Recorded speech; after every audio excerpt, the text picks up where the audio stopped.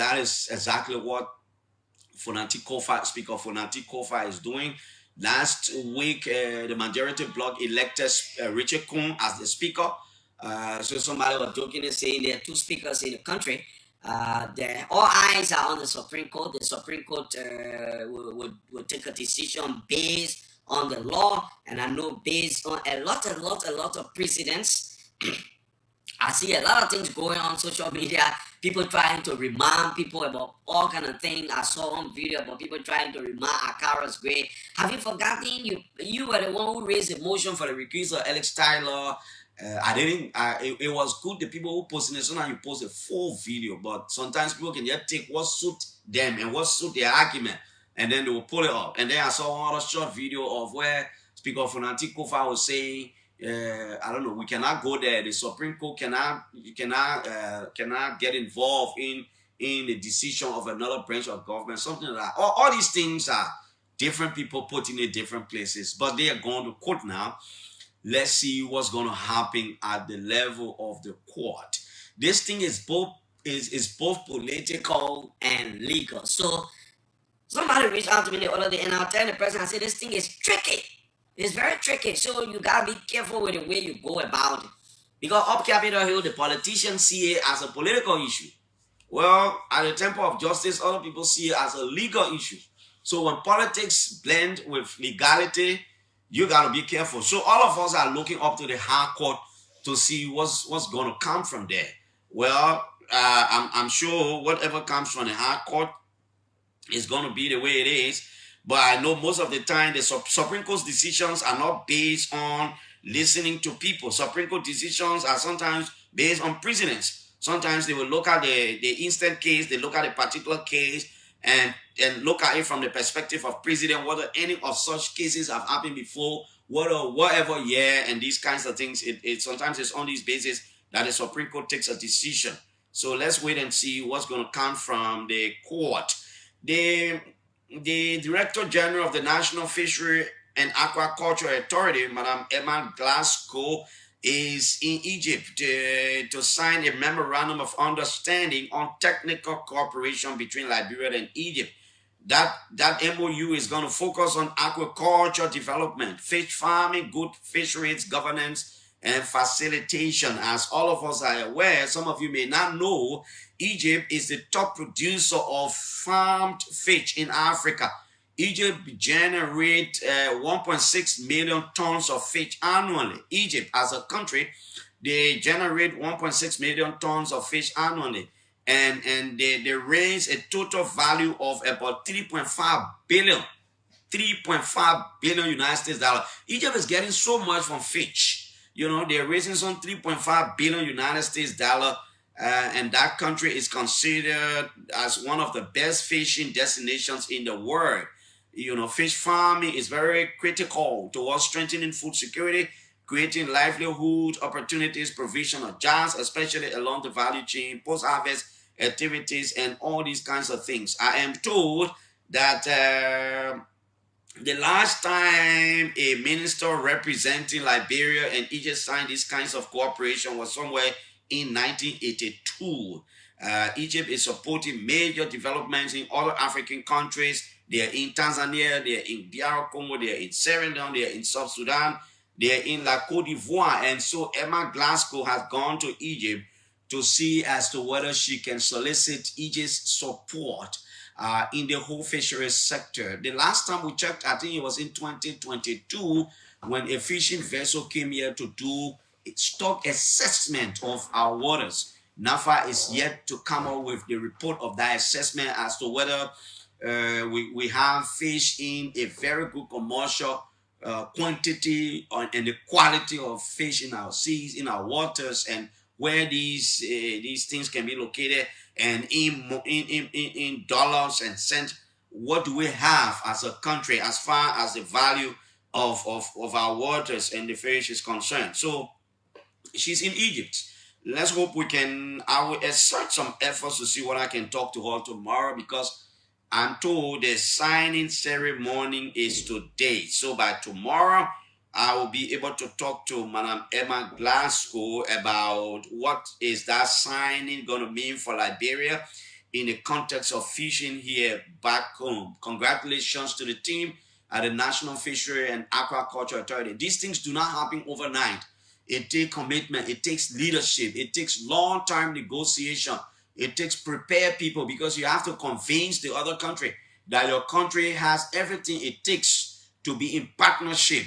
Sometimes they send team to do assessment. They want to assess your capacity. They want to assess your facility. Sometimes they assess the credential of the people holding these different positions in the entities, because they got to do all these things to inform them to make a decision. So thanks to Emma Glasgow and her team. Today, Fode Bayo is going to take over as a climate change and climate finance focal person at the Ministry of Finance and Development Planning. We will talk to Fode very shortly before we take, because we'll talk about some of the issues. Musa Belete wrote an open communication to the Supreme Court. The last time I was asking someone, I said, where is Senator Amara Conner? I've not heard him for a long time. I haven't seen him writing on Facebook.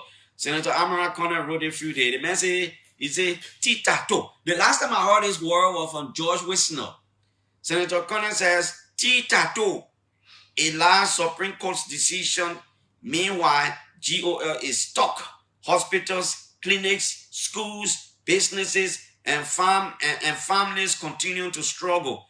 A year ago, this was part of the meaning of the phrase, manage your expectations. A lost year, sad. When he posted it in, poor. The Unity Party men, they more count on the men, they more count for the men. So now, when I was looking at some of the comments, I was there like, wow. This is the same Amara Conner a few months ago. The Unity Party folks were celebrating all over the place. And,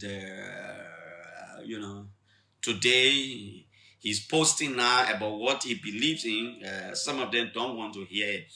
And then I see this video of Mo Ali, Colina Kura, the deputy minister, and other people swimming. I don't know what pool they're in somewhere. They're making viral on social media, and Mo will come back and say, we're trying to empower the local economy. We spend $5 to swim. Then you're making it look like hair coming break loose. So I follow all these things on Facebook. And sometimes, in as much as it is simple the way it is, the reason why people muster the courage to talk about some of these simple things, people just swimming in the water, somebody say, why are people talking about it? Because when the CDC was in power, some of these people made these things to look like it was forbidding, that government officials are not supposed to do this thing. I remember there's a famous photo of Eugene Nangbe. He was eating somewhere when with the lobster and everything. And people took that photo, they posted, they were parading with it all over the place. Oh, people suffering in the country, people going to bed hungry. The Minister of Information, or I think that's your Maritime Commissioner. The Maritime Commissioner eating a kind of boiled red. What are they trying to say to the people? They're teasing the people. But 2023 coming, you say all these things about other people. So now you go to Ganta or whatever, you're in a pool, you enjoy it. But I think I'm not sure people were talking about the money, what are your $5 stuff. I think that the optic, that photo, I think that is it. So other people talking like you are teasing people in the midst of everything. You are teasing people too, and you people should not be surprised when people raise these things with you. You raised them with people yesterday, So we're in a cycle. It's a vicious cycle. You criticize the people today for some of the things. And then you come, by the time you attempt to do something, people too criticize you. They will not say, So in the midst of the Supreme Court's, what I will call a conference tomorrow, or whatever legal returns these people are supposed to be doing, Musa Hassan Belete will take to Facebook, and he's writing, he says, an open letter to the honorable justices of the Supreme Court. Our nation stands at a critical crossroads. The challenges we face are monumental, and the foundations of our democracy are being tested as never before. At the heart of these trials lies a question that transcends politics, a question about the endurance of the rule of law. In times of uncertainty, the people look to their institutions for guidance, stability, and justice. The Supreme Court as the guardian of our Constitution, is not just an institution, it is its symbol of fairness, impartiality, and the rule of law. It is the one place where power and privilege must bow to principles, where justice is not swayed by the tides of politics or the noise of the moment. But today, the rule of law is on a siege. The political currents that shape our daily lives have seeped into the very institutions meant to stand above them.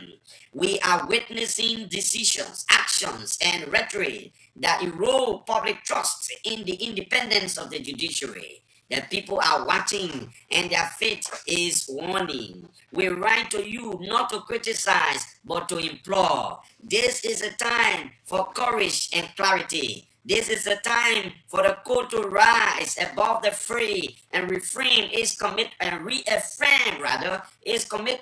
to the principles that have guided it through generations. Your decisions will not only shape the immediate future of our country, but will also serve as a precedent for generations to come. Honorable justices, the responsibility you carry is immense, but so too is your power to uphold the ideals upon which this nation was built. Your rulings, your words, and your conduct send ripples through society. They set the tone for how justice is perceived and practiced.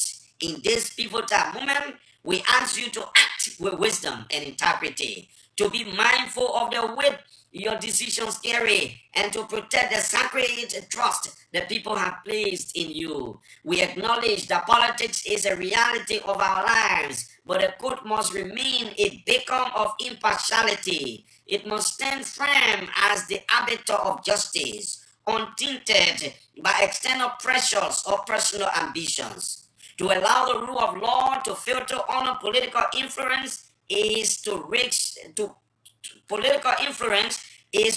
losing the very essence of our democracy. This is your moment. History is watching. The people are watching.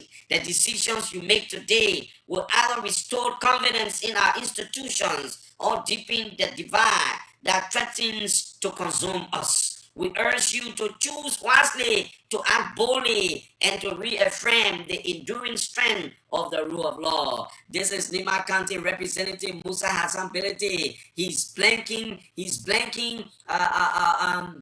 religion with law, with constitutionality. At some point, I see him signing like a pastor, signing like an imam, and then at some point, I see him signing like a student of law or a lawyer. But he's saying that the Liberians are watching. Most of the time, I say the Supreme Court's ruling in these kind of matters are based on precedents. They will look at the precedents. Let's see how it works. Let's see what happens. The men and women on the bench of the Supreme Court. Justice is supposed to be blind. Justice is not supposed to see anybody. Justice is not supposed to see influence. Justice is supposed to be for all. That is the reason why it says, let justice be done to all men. It didn't say all men in that context, meaning human being, men and women. Men and women. So let's watch out. Let's see what the court is going to do tomorrow. However, on the other side, I listened to 40 Farmer talk to the BBC. He says they are going to go to section tomorrow. Probably they will be represented by their lawyers at the Supreme Court or whatever.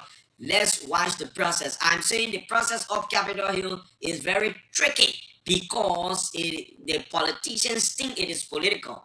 But a lot of people think legality matters and the law is the law. Let me say happy birthday to my niece. If I don't do this, the family will hold me. Let me say happy birthday to my niece, Limu Kemon, a student of the Cartington University. Limu, I want to join your dad, Mr. Odate Kemon, and my auntie Shelley Kemon, and all of your siblings to say happy birthday to you. And so that is it for Up Capitol Hill. Our friends are coming here at 8 o'clock this morning, and we will have 9 o'clock rather, we'll have a conversation. And let me now join our brother Fode Bayo, who is taking over today, I'm told, as Climate Change and Climate Finance Focal Person at the Ministry of Finance and Development Planning. What does that mean? Finance change and finance climate change focal president. What is it? Is it a new office? What are his responsibilities? What is he going to be doing? What is it about anything that has to do with climate change there at the Ministry of Finance and Development Planning? For if you're listening, I'm calling you. If you can pick up, then we can move on to opening the lines for Liberians to participate on the show this morning. I think Fode is on the line. Fode, good morning. Good morning, Clarence. Good morning, the listening audience. Good morning, Liberians. Fode, how are you? How are you? I'm doing awesome this morning, Clarence. Okay. Awesome this morning, Clarence. Okay, I'm told you're supposed to be taking over today as the climate change and climate finance focal president at the Ministry of Finance and Development Planning. This could sound strange. That office I mean to a lot of ears. What does that mean? That's 100% true. Yes, so today I officially take on the role as climate change and climate finance focal point at the Ministry of Finance and Development Planning. But it has been since July of this year when I was appointed by former Finance Minister Honorable Brahma Seko Kamara in this particular role. So today we are about to officially launch the Office of the Climate Integration and Financing Unit at the Ministry of Finance and Development Planning. Amongst many things, the office is actually intended to mainstream climate change considerations into national development planning processes as well as the national budget, also focusing on resource mobilization efforts for climate resilient projects for Liberia. Those are the key points and key reasons why this office is being established. We are taking cue from other countries around the sub-regions. In Ghana, they have what we call the climate change division. In Uganda, is also a climate change finance unit.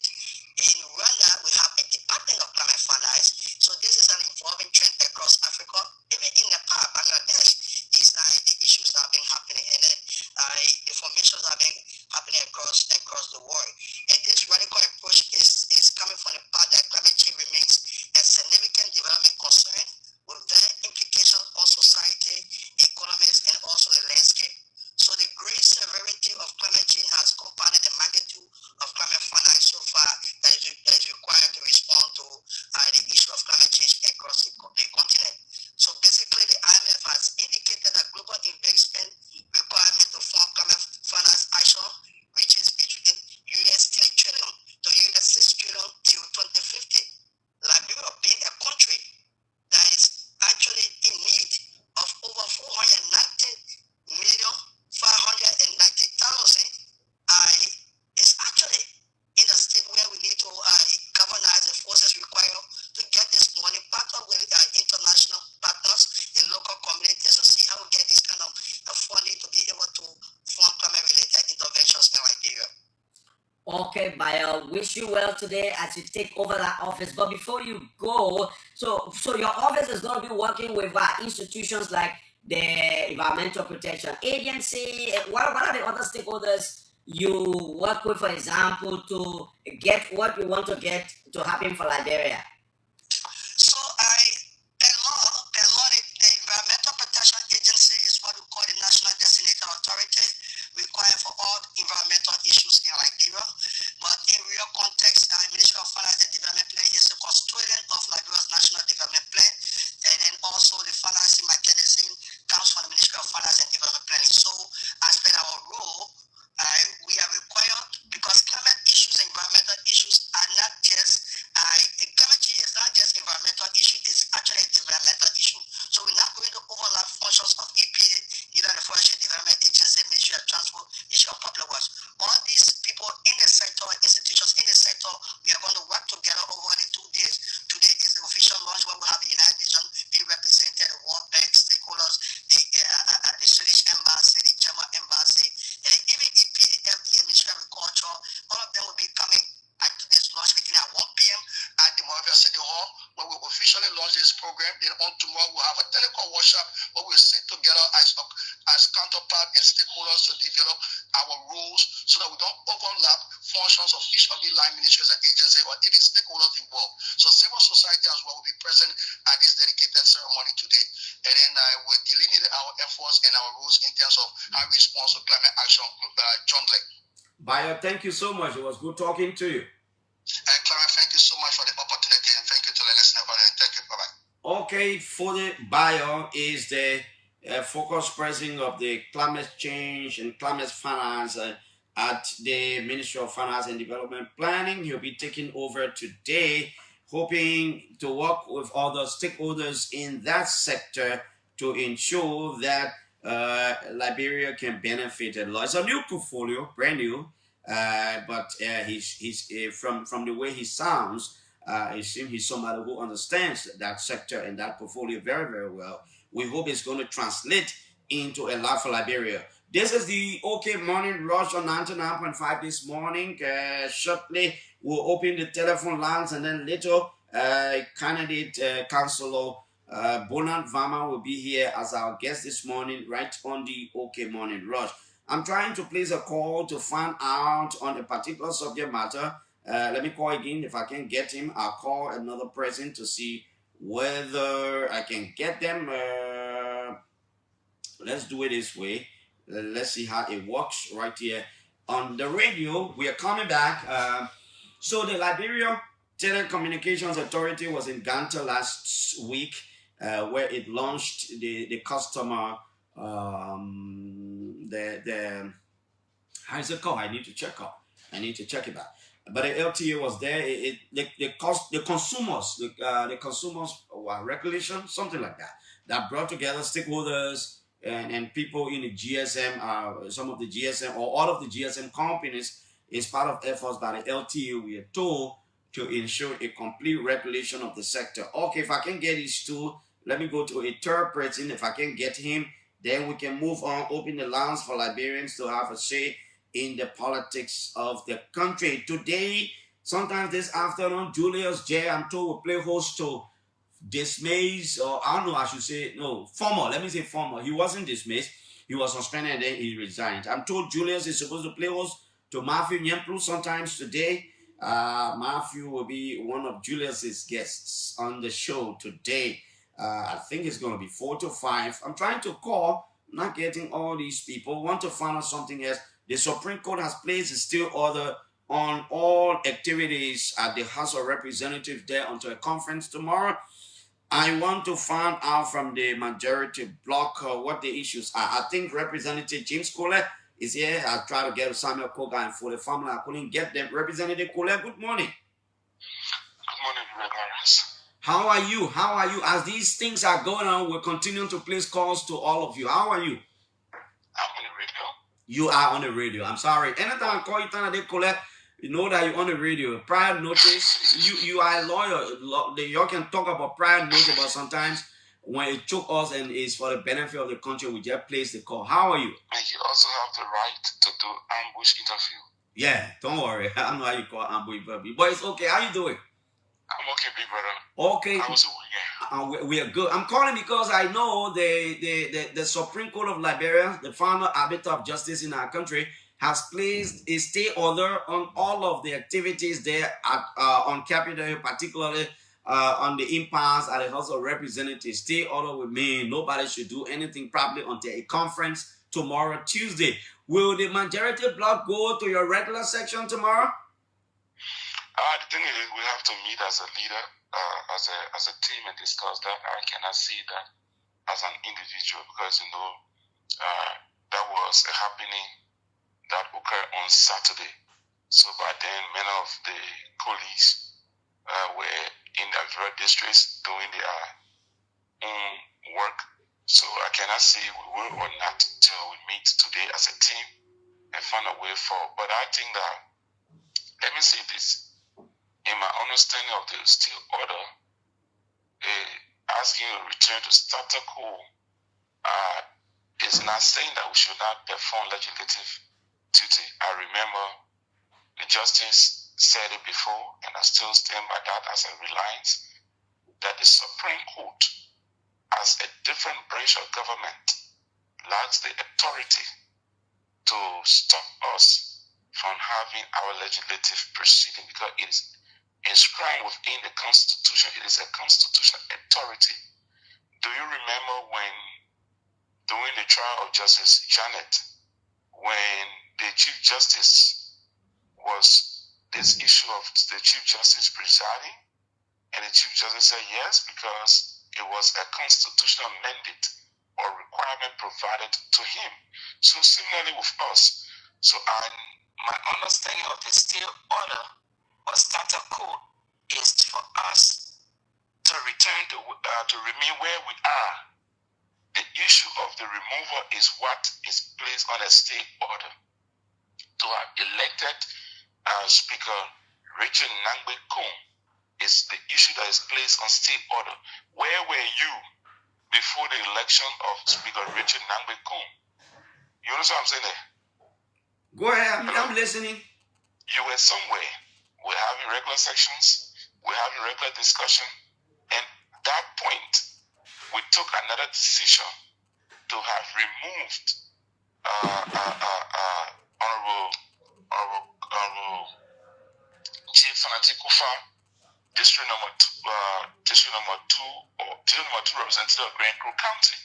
So at that point, my understanding is at that point there we are. So to have removed him from the speakership and subsequently elect another speaker, that's the point that the state order is on. Like I said to you earlier, I remember the justice comment because I was privileged to have gone that day. Okay, so at this point, you are not clear as to whether you will not go to section tomorrow or you will go to section tomorrow. If you were to ask me for my individual opinion, James Collier from District number 2, Bond County, I will be in section. But I'm saying to you, I don't want to holistically speak for the team because the rate came Saturday. So many of the colleagues are not here. And I do not want to speak with that authority. But on overall, I know Collier, speaking for myself, I will be in section tomorrow doing the Grand Creek business. And the rate is not prohibiting me from going to section. It is prohibiting me or asking me to stop all proceedings regarding the removal. Only the removal, like I said, to get it clear, the justice said that the Supreme Court or any other branch does not have the authority to stop another branch from exercising a constitutional responsibility. Going to section, it is a constitutional responsibility imposed on me by the Constitution. Okay, cool. The Supreme Court cannot stop that. Let's leave there. Let's hold it there. Let's see how it works tomorrow. He says he cannot talk for everybody, but as far as his understanding of the law is concerned, and Kule is a lawyer though. He said personally, if it were me, I will go to court tomorrow. I will go to section tomorrow because I think what is contested, the contentious issue is our decision to elect a speaker. In his interpretation, he says the court is not stopping us from going to war. The court is telling us go back to where you started. Where were you and all these things? Well, that is what he thinks. That may not be the interpretation of the court. Let's wait and see what's going to happen tomorrow. And on these kinds of grave constitutional matters, all of us are concerned, and we hope the Supreme Court, after tomorrow, will come up with something so that all of us are aware about what the issues are. Let's take the calls, and then our guest for 8 is already here. We're taking 10 minutes after 8. 0777 700-995 0555 026 777 700-995. Good morning.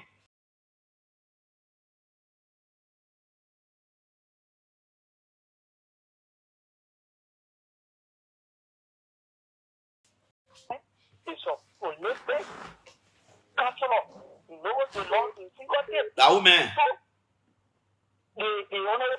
No. The man is not a counselor. In fact, he just graduated from law school. What made counselor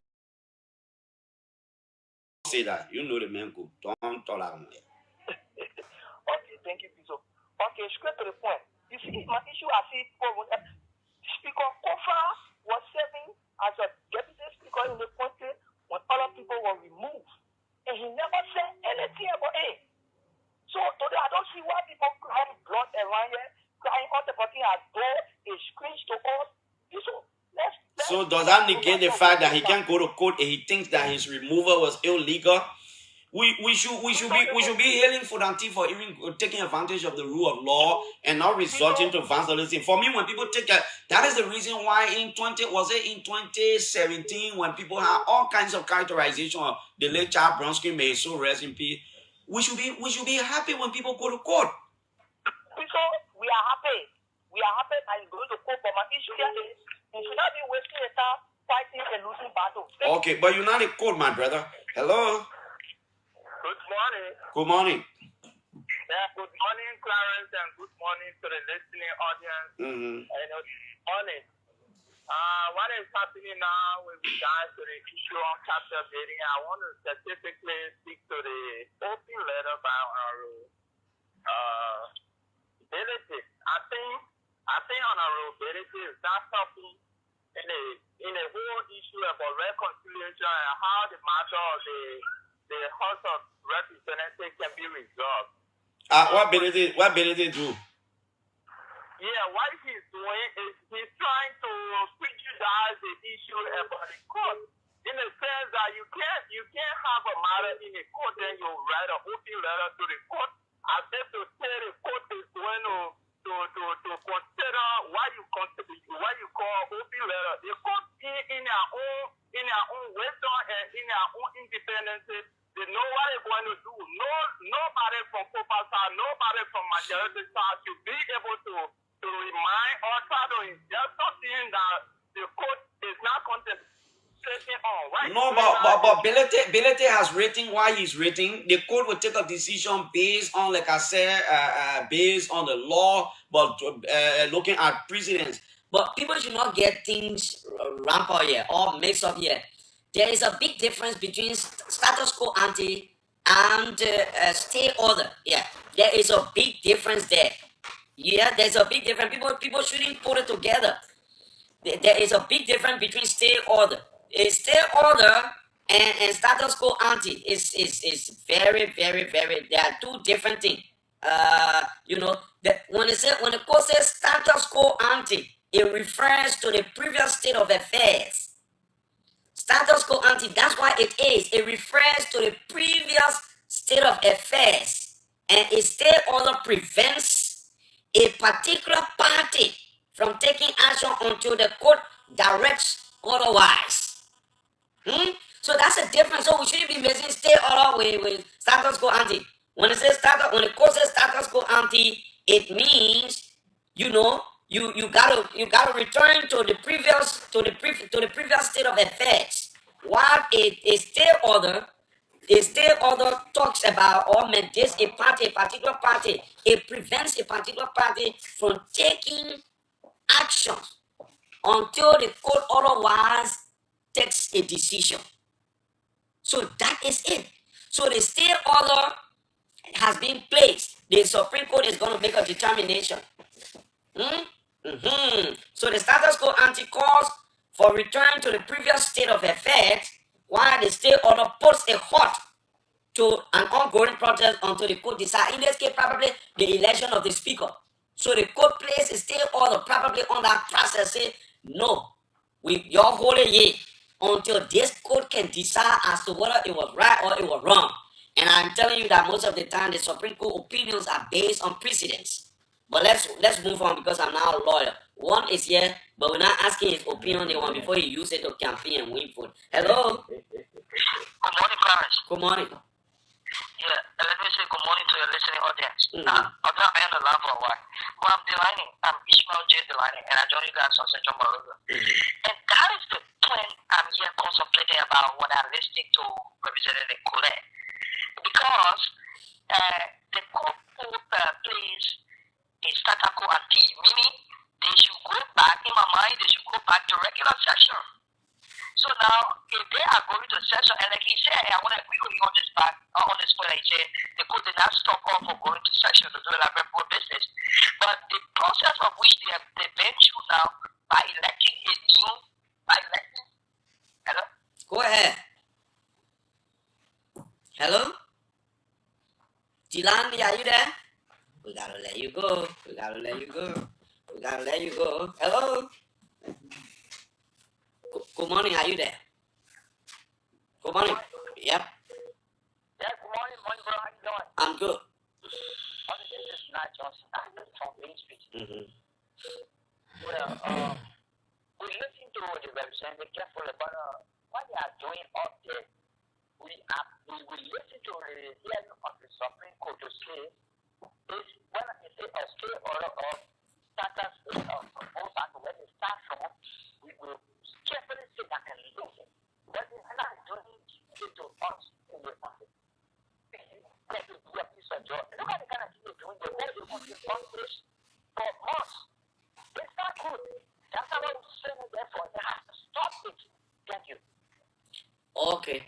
I know. What is it? The people arguing that thing they're doing, they're part of their function and their regular politics. Hello? Good morning, Karen. How are you? I'm good. Yeah? You know, the majority block or the so-called majority block is very much under their details to remove the picture. I think according to their own rules, they are supposed to get in that case so that they can put in and see all the other people and then you repeat yourself and defend yourself. After that is the point they can remove me, but they are so unjust to remove the man. I'm supposed to take what they want to remove the man that's always developed. And we all plenty about what I'm looking at here is that who are not actually thinking about Nigeria, they're thinking about their budget in the 2029 election. So when they collect when they control the budget, 2029 will be having enough money to run their country. That's not doing it. You just let the speaker not even 1 year, you're only paying the movie. So what reason nobody knows? Thank you very much. Okay, Chief. Good morning. Clarence. Good morning. Clarence, good morning. Good morning. Clarence, my name is J.L.S. T. Tobin II, and I'm in Monrovia, Clarence. Thank you this morning for the conversation. Look, Clarence, no amount of writing on the social media or in your living room can influence the ruling or the decision of the Supreme Court. So, Representative Benedict is the case, you can read every second, every hour on the Facebook page. But let me say this, Clarence, I'm not a lawyer, but with my 4 years of experience working with the commercial court of Nigeria, I know, Clarence, that the Supreme Court will never dive into the politics of the legislature. I can say that for free. So the speaker at the end will be a former speaker. Because there is no ground. The only way somebody will be declared former speaker, except the court say when the 43 or 45 or 50% who removed from the when they were sitting was illegitimate. If the court says that, then it means that everything that they did was wrong. But the fact that you remember that they filed a prohibition to the court first, and the justice Chimo declined. And one of the 5 counts in the prohibition I was filed by was that the sitting where the guys were sitting were illegal. That was one of the 5 counts that had to raise. Okay, Chief. Let's take the final call. Our guest is already here. Hello? Yeah, good morning, Clarence. Good morning, finally. Yeah, good morning. Mm-hmm. This is Raja Chief. Come on. Everybody can give them a 10 rupees. Now, and I'll phone you this morning for my 10 rupees. Clarence, any person comes and see you on the removal of it. That is not the interest of the people who much into it, and we look at the Supreme Court. But my issue of that to the issue of the giving on the phone.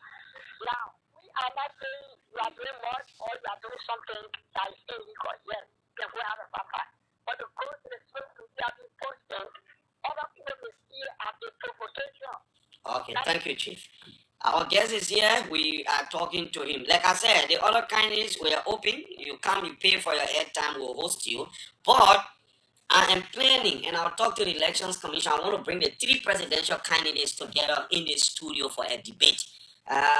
Since I think that weekend you're going to cancel, this okay. Since this weekend I gotta plan it, maybe I gotta do it Wednesday. But we gotta do something before they go. But I will work with the Elections Commission headed by Councillor Daku Maloba to see as to whether the 3 presidential candidates can come here for a debate. So the lawyers will have, a fair appreciation of the decision they will make. Councillor Bonald Varman is the current Secretary General of the Bar. He's opting, he's nursing an ambition. He wants to be president of the bar. Councillor Varman, it's good to have you. Good morning. Good morning, Clarence. Good morning to the radio audience, members of the bar, our friends out there, Tim Varma, members of the bar who are vigorously campaigning to propel our election to the leadership of the bar. I want to thank you for your support, and we are here to talk our platform. We are here to talk rule of law. We are here to present our vision to members of the bar. Okay, just please introduce yourself. Who is Councillor Bonald Varma, this man who's vying for president of the Liberia Bar Association? How do we know you? Thank you, Clarence. Councillor Bonald Varma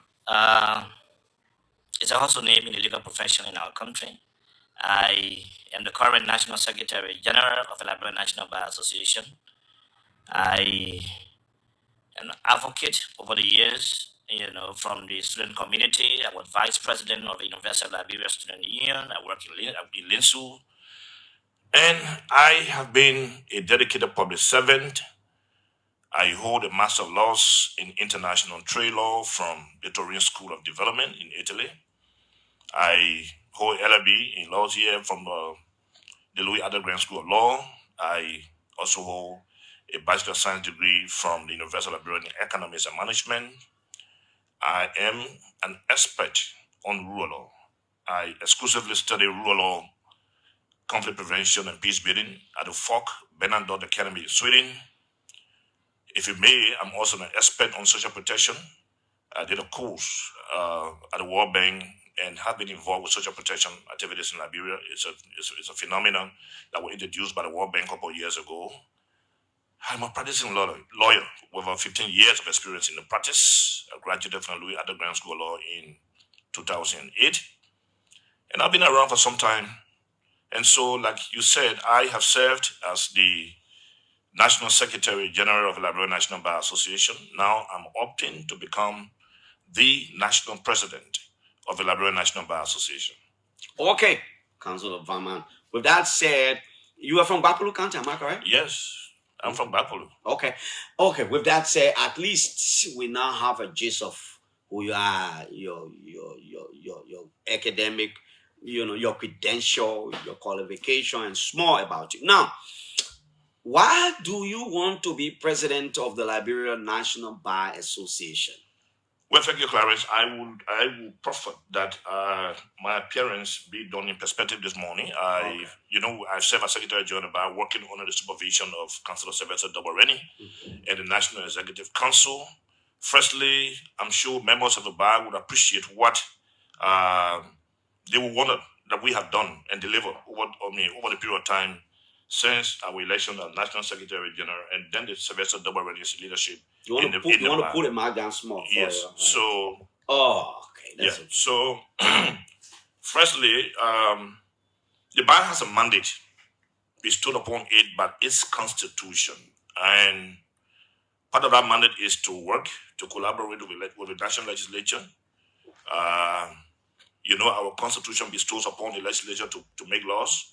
And so the bar being the most premier and competent rule of law institution, we must work with that branch of government in providing expertise, professional expertise, legal consultation, and making them to achieve their own mandate. And over the years, we have been very collaborative with the legislature.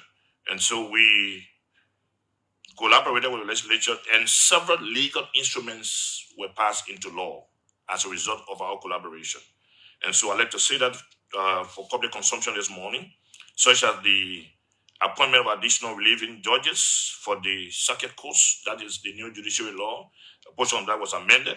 The Controlled Drugs and Substance Act of 2014 and 2023, you know, the issue of making a drug law available has been a major concern for our country, and that law was passed. And then, of course, we collaborated with the legislature to pass the Domestic Violence Act of 2019 against men. We've had the Domestic Violence Act against women, and so in 2019, during the presidency of President George Weah, the bar collaborated with the legislature to pass the Domestic Violence Act against men. Of course, there's something called Plea Bargaining Act that was passed. The new standard and preliminary examination in cases above the trial jurisdiction of magistrates and justices of the peace that was passed through our collaboration by the legislature. And then this issue around preliminary examination of the Criminal Procedure Law 32 and the Labor Code Law revised, that was also passed. And then the condition for time off and authority to arrest. Then the issue around death penalty, we collaborated with the legislature. And then the act to establish the Financial Intelligence Agency and the new elections law. These are few legal instruments that through our collaboration with the legislature that were passed into law, and the laws are now being enforced. And also as part of our achievement, Clarence, we superintended, championed, and presided over major amendments of our constitution, the LMBA constitution, and topical among those amendments was the portion of our constitution that has been amended now, giving authority to presidents of the local county bar association to constitute the executive committee, the National Executive Council of the bar. And so that was quite topical during the period. So as we speak, local county bars of the LMBA are conducting elections, and the presidents elected at those elections will now constitute members of the National Executive Council of the bar. So it's a major paradigm shift from what we've been doing before. We will now begin to have senior legal practitioners who practice up to 25 years to be conferred upon special award.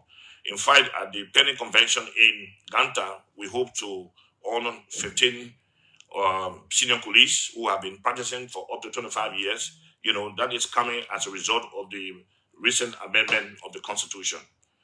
We participated, I'm talking about the leadership of the bar, in a vetting committee that produced a short list of 3 from which the executive director of the War and Economic Crimes Code was named. It was a major achievement. You know, there were some issues around the subject matter, but it's now concluded because the bar sat on a vetting committee set up by President Joseph Boakai, and that committee has concluded its work, and eventually we now have executive director for War and Economic Crimes that we're going to collaborate with at the level of the bar to ensure that we bring closure to war-era atrocity in our country. We attracted excellent donor support, funding from the international system to support funding activities of the LMBA. This was, again, another paradigm shift over the last 2.5 years.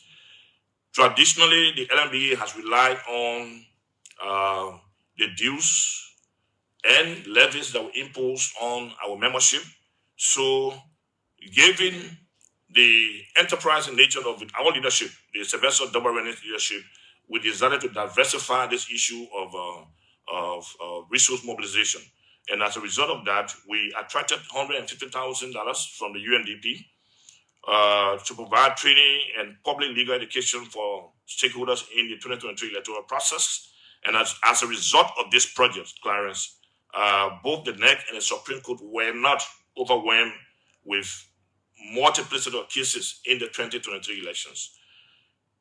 Then we, given the nature of that implementation with the UNDP, the UN system, given the way we implemented that project and submitting a vibrant report to the UN system, another support was given to the bar, this time to reduce pretrial detention in Monserrado in the tune of 120,000. We received at least half of this amount. And right now, we have a team of lawyers that is working on this project to reduce pretrial detention in Monserrado.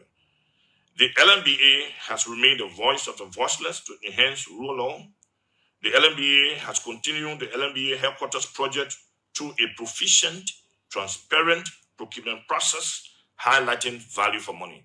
These are just few things that we have achieved over the years. And of course, the new LACC, during the John Weah regime, we also participated on the Presidential Vetting Committee to restructure the LACC, to which President George Weah named a new executive chairperson and commissioners at that commission.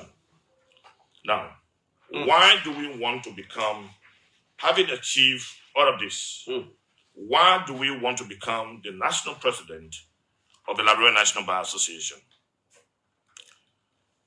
Over the time, there has been this perennial issue about what the bar is giving back to its membership. And this is critical.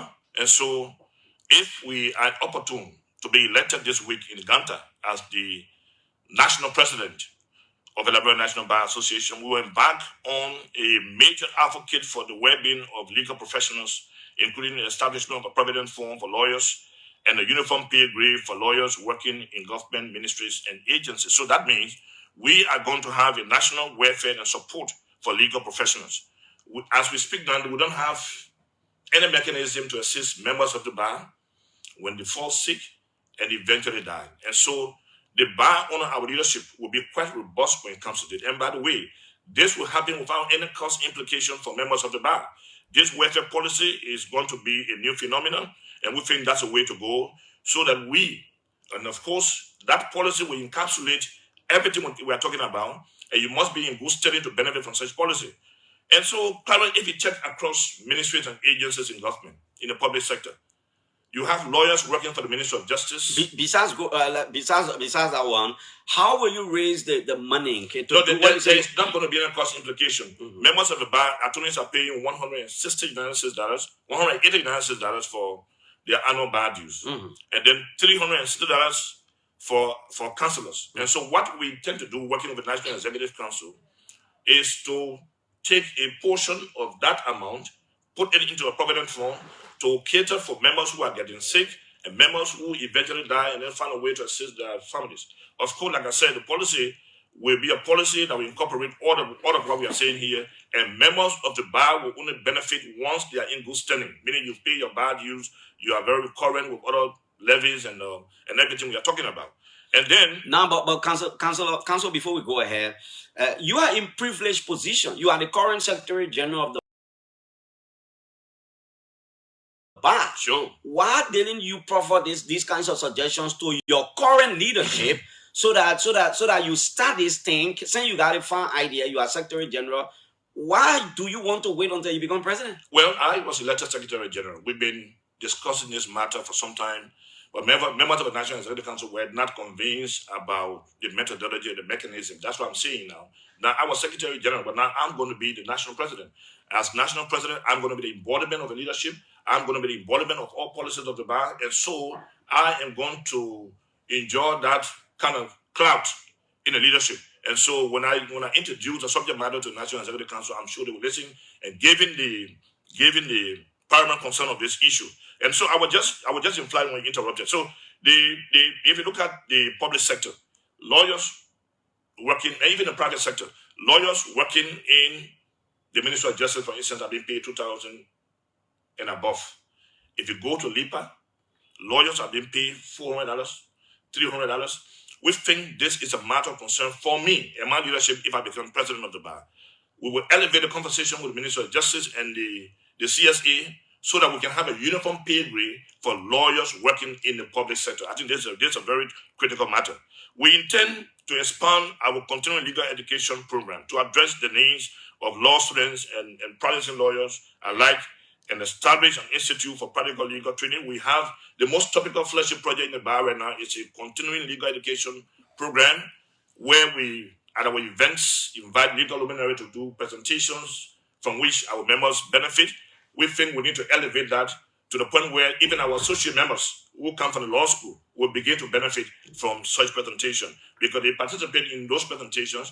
But I think we need to place a dichotomy between the law students that go to participate in our events, and then the others, and then members of the bar who are practicing. So we need to highlight the interests of law students and other members of the bar. We want to improve the CLE the CLE platform so that, members of the bar can benefit from the robust capacity building initiative. Then we'd like to strengthen legal education. Clarence, if you look at the law school, the Louis Arthur Grant School of Law is one of our oldest institutions here, and that has been providing training for lawyers who eventually become members of the bar. I think what is critical now on our leadership is to elevate the conversation around the subject matter to ensure that autonomy is bestowed upon that law school. We've been involved with the running of the law school, with Jala Babu, Nibadi Warner, and others, but we think an autonomy would attract operational support to the law school. An autonomy will make that law school to be independent.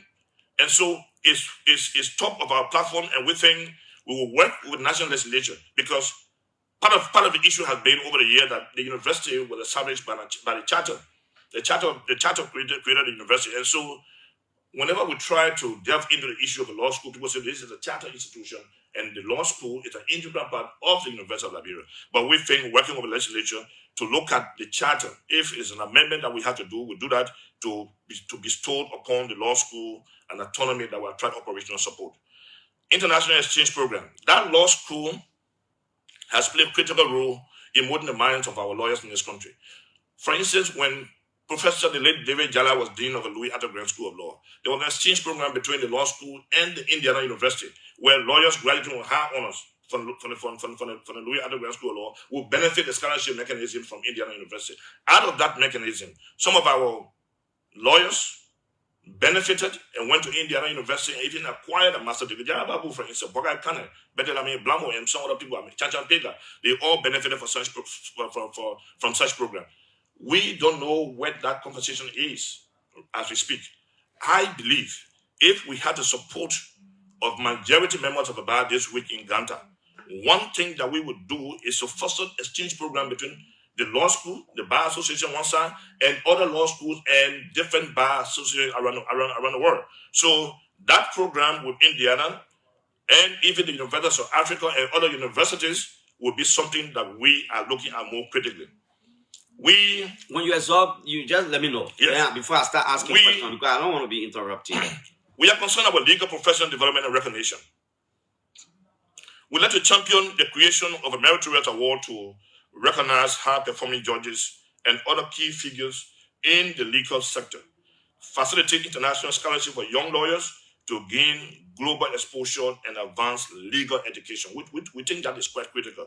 By that, what we mean, judges who are performing in our jurisdiction, they don't involved with ethical transgression, they are disposing their cases in a timely fashion, consistent with the constitution of our country. The bar, under our leadership, we sculpt those judges and confer upon them meritorious award for high performance. And that is quite critical. We intend to also work with international organizations to find scholarship for lawyers who are desirous of doing their graduate studies in different areas of the law. We are going to be concerned about rule of law and policy advocacy. We're going to strengthen relationship with the judiciary, the legislature, and the executive to promote the rule of law and ensure effective governance. That is critical, and that is even much more critical. We are concerned about trending issues in the country, for instance. The bar has a critical role to play. This is Liberia's most premier legal institution, competent authority to lead the enhancement of rule of law in our country. By working with the Honorable Supreme Court, for instance, that's the judiciary, we work with them, have periodic conversation on topical legal issues. We will sit with the executive branch of government, President Bouakai and his team, to know how they envision what they think about rule of law. We will work with the legislature to address the issue of conflict of law situation.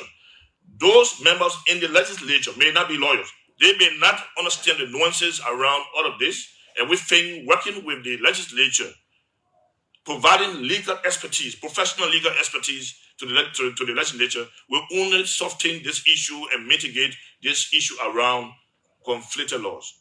The legislature may make law, pass laws that conflict with existing laws, but we think if the bar is involved with them, it will be a major intervention to mitigate this issue of conflicted laws in the jurisdiction. Clarence, what is also significant is our policy statements that we issued on regular basis. The bar is concerned about this. because there's no way you have rule of law issues being generated here. I heard you discussing one this morning without the attention of the Liberia National Bar Association. We represent all lawyers in the jurisdiction.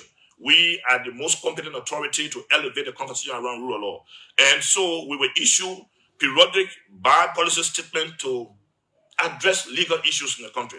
Right now, there's this episode, and which I don't want to expressly comment on at the House, and we think it needs attention of the bar. Well, I know we'll be coming very slow, but I'm sure the bar will speak on this very soon. But I mean, thankfully, the matter is done before the Supreme Court, and so we want to see how it goes. LMBA governance and modernization. We're going to push for the review and amendment of the 1907 Act that established the Liberia National Bar Association. Clarence, if you look at that act, it looks very, very, very vague. It's a vague piece of document, and we think we're going to work.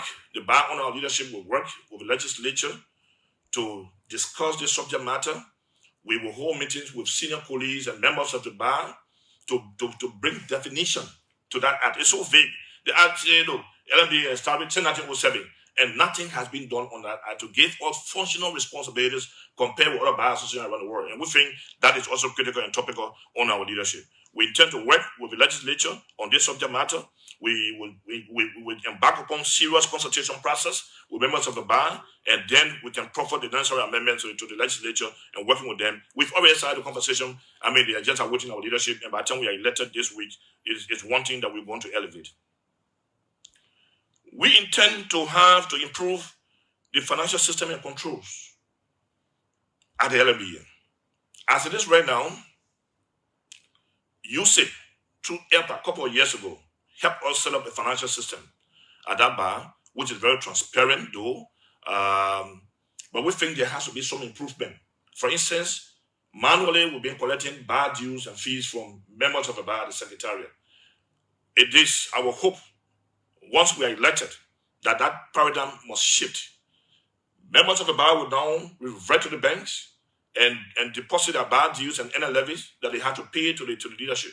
Like that, you mitigate the risk factor at the Secretariat. People will not play with money because everything will be done through the necessary voucher system and checks drawn against them. And so that is quite critical. The capacity of the bar has been assessed by the UN system, for instance, before they started giving all these sums to us. And they have recommended that we need to shift from the the manual accounting program to a software called QuickBook. By that, all these low value brands that have been given will now be expanded to even greater amount, but we need to improve our financial system. And I am placing premium on this because I believe in transparency, efficiency, and proficiency. And so we want to encourage and elevate the issue around infrastructure development, expedite the completion of the LMBA headquarters with external support. Some time ago, Clarence, the LMBA adopted a resolution a couple of years ago, I think it was TCGO and PEGA leadership, for members of the bar to pay some money, law firms, to pay some money to this project. And that project is ongoing, but I think we need to begin to look beyond the levies, the dues, to attract international support. And we have already started a conversation with certain friends. I'm not going to diverge that here. By the time we are elected, you'll see that there is going to be a massive operational shift in our headquarters project. We are even inviting you from OKFM and other media institutions to visit the project headquarters and see what is taking place there. We are about to complete the ground floor through transparency, proficiency, certifying the procurement laws of this country, and everything seems to be in sync with the belief system of the bar as an integrity institution. Support for legal institution. Advocate for welfare of the National Association of Trial Judges, the Prosecutors Association, National Association of Public Defenders, we think is critical. These are the constituent layers of the bar. We think working with them, elevating the conversation for their well-being is just something that we intend to do. Encouraging the national government to support the prosecutors, the judiciary to support the public defenders. And so on the side of the public defenders and the judiciary, we think to operationalize the Financial Autonomy Act that was done a couple of years ago during the presidency of Ellen Johnson Sirleaf must be something that we place premium on. Because you hear the Chief Justice talking about the Financial Autonomy Act over time, and as the leadership of the bar, we think that will be done. And then all these issues that be dealt with the judiciary will be addressed if we have financial autonomy being operationalized as provided for by the law that is already supposed to be enforced. We intend to ensure global legal networks and knowledge exchange, facilitate partnership and knowledge exchange programs with bars and law organizations from around the world to enhance capacity building and global competitiveness for Liberian lawyers. In our constitution, the leadership of the bar is mandated to leverage international cooperation. And as a result of even leveraging that, you know what happened this year in June? Your humble servant was elected Vice President of the West African Bar Association at the annual General Conference of WABA in Cotonou, Benin, making me the first Liberian lawyer to sit on a sub-regional organization. Liberia now is highlighted. We are working with our friend from Senegal, appointed by the ECOWAS Commission, the new president of Senegal, to address the issue of the confederation that have been formed among Mali, Burkina Faso, and what other country? There are three. Niger. So, Liberia is now up there. In fact, just after our convention, I'll be on my way to Dakar to participate in an executive committee meeting to elevate this conversation. So you see that we have leveraged our international connection very well. As a result of that, I now represent the bar, sitting as Vice President of the West African Bar Association. We want to enhance visibility and professional growth, revamp the LMBA website to include comprehensive profiles of all licensed lawyers, providing increased visibility and professional network. And of course, what we have here, honor our leadership as national president of the bar. We will have the first war and economic crimes court established. We're going to work with Councillor Jarababu and his team at the Secretariat to ensure that this entire question about transitional justice and then bringing closure and accountability to war era atrocities is something that we believe in, and that's why as a bar we've been working on this subject matter, and so we're going to elevate this issue again to the point where we can now finally have this court that will be able to address this issue. Okay. We want to, the last one is introducing meritorious awards for high performing judges. I think I already said that. And so we want to ensure quality assurance. We want to ensure our judges and other stakeholders who are performing in the judiciary be given some awards so that others can see it as a motivation to see what can be done. So these are our issues that we are taking. We are taking to members of the bar at the Ganta Convention, and we want the support of the membership of the bar to be elected as the national president of the Liberian National Bar Association so that we can maintain a professional and vibrant Liberian National Bar Association. Okay, Councillor. Now, my first question will be from the context of public benefit. And I know in your platform you highlighted rule of law. Yeah. And it's good you are a lawyer and the lawyers are going to elections. Now, like I said, my question will come from the background of public interest. Now, what will your leadership do to work with the judiciary and at the same time work with the executive to solve some kind of thing that can happen in the country? For example, and if I were to open a line, many people will call. Yeah, there are evidence of instances where a court of competent jurisdiction in our country will rule on a matter, declare certain group of people right. In other words, we say people win cases. If it is to a workplace, probably to a ministry or agency, the court come out and say the agency will run, the ministry will run, the people are red, pay them back. These people will walk and walk and walk. Nobody will pay them. The executive are supposed to enforce the law will sit idle. They will not enforce the law. What will the bar do working with the judicial and the executive to bring these kinds of matters to an end? Because we're talking about rule of law. I think this is critical. And this is the matter that has been elevated by the Supreme Court over time and the LMBA over time. We are concerned about the enforcement of rulings and decisions of the court. It is a democracy, and so if people have issues and they revert to the court system and they have remedies to the court system, we think they must enjoy what the court has said. And so a way to do it, if you listen to me critically, we have announced this issue of policy engagement with the branch of the government. We're going to have periodic conversation with the Supreme Court, for instance, because we are on one side, that's the judiciary. And so the issues, challenges that be deviled, the judiciary will be brought to the table, and we sit down with the Supreme Court, discuss it, And if it means that we have to revert to the executive branch of government, we do that.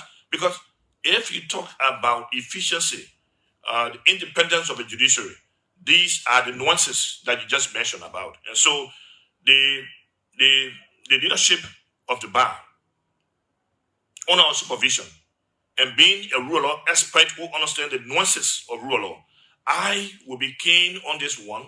And the way to do it is to have the conversation with the Supreme Court, is to have the conversation with the executive branch of government, like you said, that is supposed to enforce those rulings and decisions, and then we take it from there. And that's the only way we can do it. Talk about these issues on the radio. I talk about public legal education.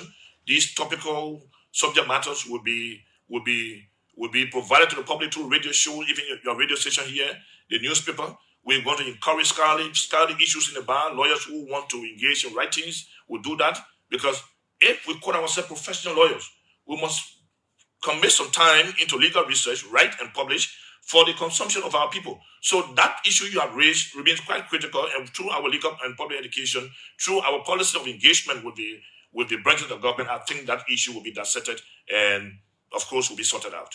You are not very clear on what exactly do you want change. What change do you want? When you were talking about the act creating the Liberia National, the 1907 law you talk about, what particular is there that you talk about is vague, probably maybe it's ambiguous or whatever it is? If you look at that act, it doesn't really signify the functional responsibilities of a Liberia National Bar Association. It's vague. It's a very old act, and so I know our predecessors have done some great deal, so we don't want to criticize any of them.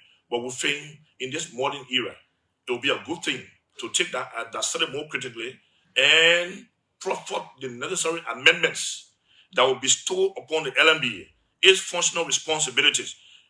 I don't want to say our functions have been usurped, but I think there is a need to have conversation about the role of the bar, for instance.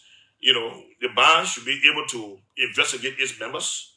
The bar should be able to recommend punishment against its members without anybody questioning them or questioning it. We think it's critical. You know, the Wamotiki situation, for instance, you know, one issue that all of us are concerned about, and the way to do it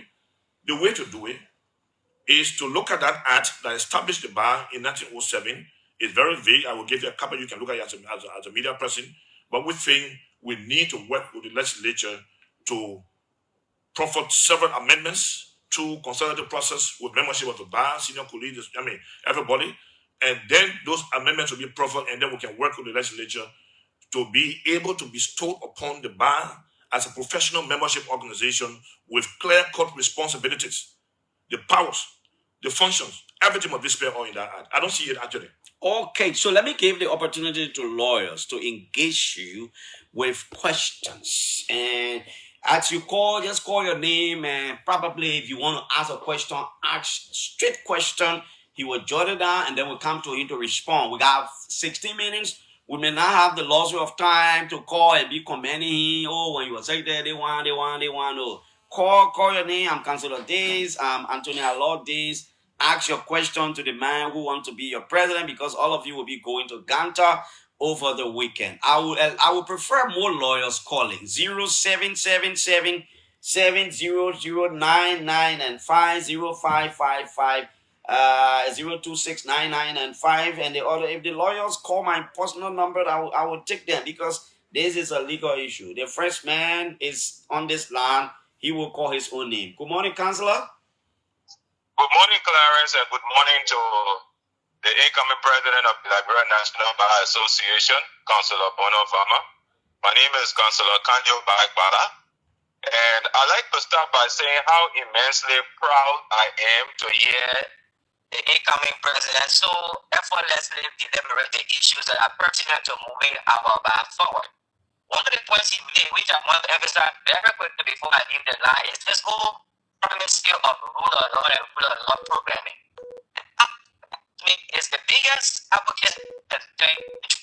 And wow. Let's say to the speaker. Kanjo, where are you? Are you on Grand Gillette Highway? No, I'm actually.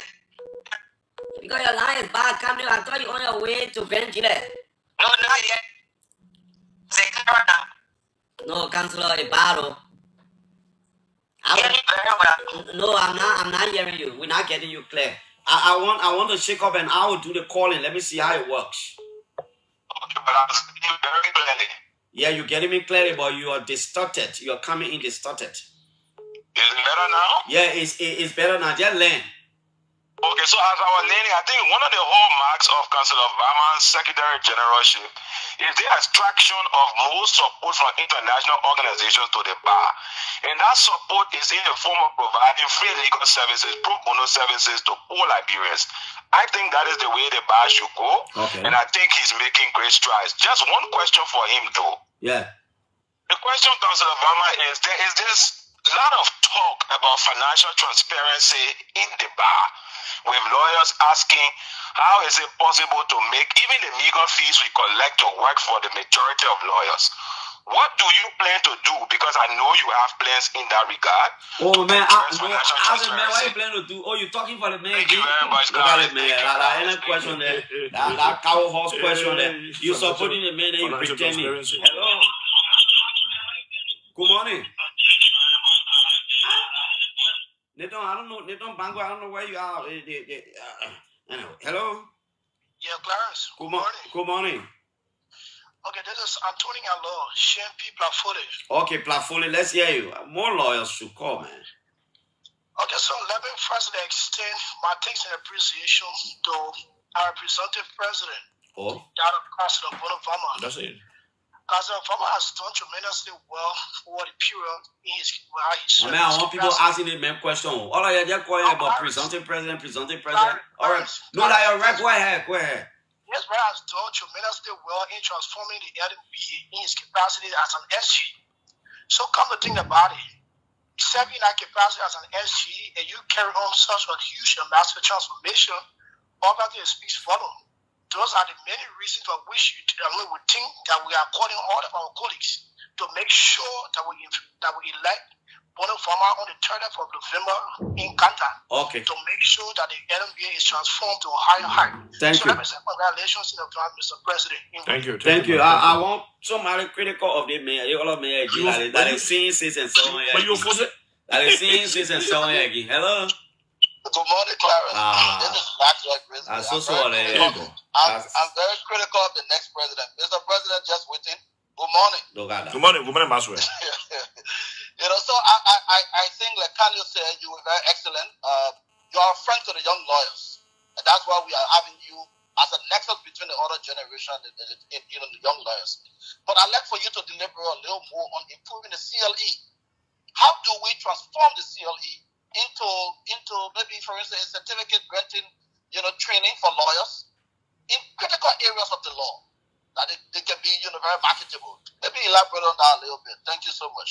Okay, thank you. We look up to electing you on by the weekend. Thank you, my dear. I am more talking. I am forward talking. Hello. Hello? Yeah. Yeah, this is Councilor Pia. Councilor, can you call your full name, sir? Oh, Councilor Mark Pia. Okay, Councilor Bia, let's hear you. Okay, thank you, President in waiting. Oh. But I want you to customize those differences that you have in the current law as per the way you want to project. Thank you for holding me the time. Oh, so no opposition will call you and say, hello? Yeah, I don't know what happened to your radio. I don't know what happened. Hello? Yeah. Just call that radio. Oh, my word. We can't take you. Behind you is bad. Hello? Morning, Clarence. Good morning. I'm Councilor Carlos Zubat. Councilor Carlos Zubat. Your Honor, go ahead. Yes. My concern continues to remain my concern. Mm-hmm. We are being engaged in the past concerning the judges, especially when it comes to our due payment. Mm-hmm. Because by our law, we are judges. We are not in the practice of law. Mm-hmm. So then allowing us to pay a month as an associate member, we have been in negotiation with the bar for the past 3 years. So what a question? The question is, the bar, the national president of the trial judges have said that the judges boycott the outcoming bar. What is he doing to convince the judges to participate in the coming bar? Oh, the national presidency, the trial judges should boycott. Of course. Okay. Thank you. I'll leave one critical thing. I'll come up. Hello? Morning, Clarence. Good morning. Good morning, Councillor. Clarence, my name is Focus. I'm from the Southeast. And though I'm not a councillor, I don't even want to pretend to be one of them. But first of all, I appreciate him for his deliberations. I have a few concerns, which I think is very important to many of us are not loyal, but admire the legal fee. The first thing, I understand that I think the 50 countries you have bar association. Like I said, from the Southeast, I want to know as to whether there is provision within the bar association that require office space in each of the countries, whether there is a provision, because Great Group is virtually empty. The same assembly and all of places that I know of. What is he going to do when he's elected? I'm seeing most of the calls and Christian and all of people attempt to learn support to him. What is he going to do in that direction to ensure that there will be an active office space or offices in the 15 countries to ensure that the bar process is fair? Because I think in my mind that the bar, by right, is supposed to provide some what we call voluntary services to citizens, especially so people who don't have the hand. What is he going to do? That's one. Two, I listened to a revised policy, and you asked a question. You're currently in the leadership. Why are you waiting to be president? That shows to me that the FDR now have the conclusive power and to become a president. Thank you. Let's go here straight. Maybe we can take two more because we don't have time. We don't want to go into the other time. Hello? Yeah, good morning, Gary. Good morning. And good morning to Councilor Bondo Farmer. This is Brown Tati from Monrovia. Yeah. Yeah, I listened to his deliberation, but I had a question. He said that the bar recent time amended one of their clauses in their constitution to make the executive committee of very local bar, the county bar, for the executive committee to be on the national executive committee of the National Bar Association. We are moving toward wrapping up the war crime and raw and economic crime code, and then that national bar involved with it. You don't think that the way almost all the counties have war laws, some kind of statute that's supposed to even pass through that code, you don't think that they will be conflicted and there will be a lot of critical discussion that will hamper the bar decision on working with the War and Economic Crime Office? Okay. Thank you. Thank you. Let me take this as the final one, then we'll go back to him to respond. Hello? Good morning. My name is Attorney Michael Gebe, and let me congratulate our very humble incoming president. Well, one question for the president. So we as lawyers are protecting members of the society, but who protects us? And especially from the courts. And there are judges, there are magistrates, that overly use their contempt power against lawyers. And then most of the time the lawyers are left in the wilderness to find their way out of the water. So what mechanism is he going to put in place to have lawyers protected from the very courts? Thank you. Okay. Thank you so much. Councillor, let's come back to you. Let me start with the last caller, the attorney who just called. And let me tell you, thank you for that question. And that's what we're talking about. We have multiplicity of issues that be dealt with the practice of law. But look, if you have a vibrant and professional leadership that is going to be involved with everything insofar as rule of law is concerned in this country, issues of contempt of court, issue of judges, violating, their own judicial canons, will be something that we'll look at more critically. And that's why we said we're going to have periodic conversation with the Supreme Court on all these issues. The performance of judges, magistrates. We're going to have conversation with the executive branch of government, say the Minister of Justice, to look at the performance of prosecutors. And so that can only be contingent upon someone like me who has an appreciable understanding of rule of law. And that's the reason why I have been quite vocal under the leadership of President Rennie, elevating the conversation around rule of law in this country, writing and producing articles for lawyers to consume. So this issue about contempt of court and issues of ethical transgression by judges or so, and now with the judges, practicing Labradorian lawyers, We are critically concerned about that issue that you've raised, and we think the way to address it is through our policy of engagement that we just announced today, that we're going to remain engaged with the Supreme Court to ensure that issues of ethical transgression will be dealt with. Now, if you have been talking about, giving us teeth to bite as a bar and amending the act establishing the bar, it's something critical. It's something critical. As we speak right now, we have 2 committees on ethics. The bar has a committee on grievance and ethics. The Supreme Court has a committee on grievance and ethics. Now, we want to reconcile the two. But we can only do it out of consultative process with the Supreme Court and other stakeholders in the judiciary, like I mentioned about the legislature. So that is critical. Now, Kanyo wants to know how this issue about transparency. Kanyo, the LMBA is integrous. The system and control that we have at the Secretariat of the Bar is so transparent. System that was put in place by USE and EPA a couple of years ago, and there is no way. And I'm going to throw this out as a public challenge to anybody who has any misconception about the issue of the handling of finances at the level of the bar. There is no way that one executive officer of the bar will even delve into the finances of the bar. We have an executive director. We have a small secretariat. They do all the purchases. They do vouchers and everything. The executive officer can only sign on checks. That's what we are saying. We would now shift the paradigm to QuickBook, a software that will help us to improve our financial transparency. We ensure that lawyers who have to pay money to the bar will do it to the banking system. That remains quite critical on our agenda. We ensure that, although the law provides clearance, that on an annual basis, the president of the bar will give his or her annual report to the convention. I want to change the paradigm working with the National Executive Council to do a quarterly financial statement that will be done, getting some auditors. The bar has a lot of expertise, getting some auditors to come and look at our financial people, and on a quarterly basis, we present our financial report to members of the bar. Any question they have to add, there is nothing to hide. The bar is integrous, and that's why we can only improve on what our predecessors have done. Then somebody wants to know the issue of the trial judges. I don't want to discuss that on the radio. Maestro Casa Zuba, we are holding a discussion with the president of the trial judges on the subject matter. There was a communication done to the bar leadership. In fact, let me hold you there real quick.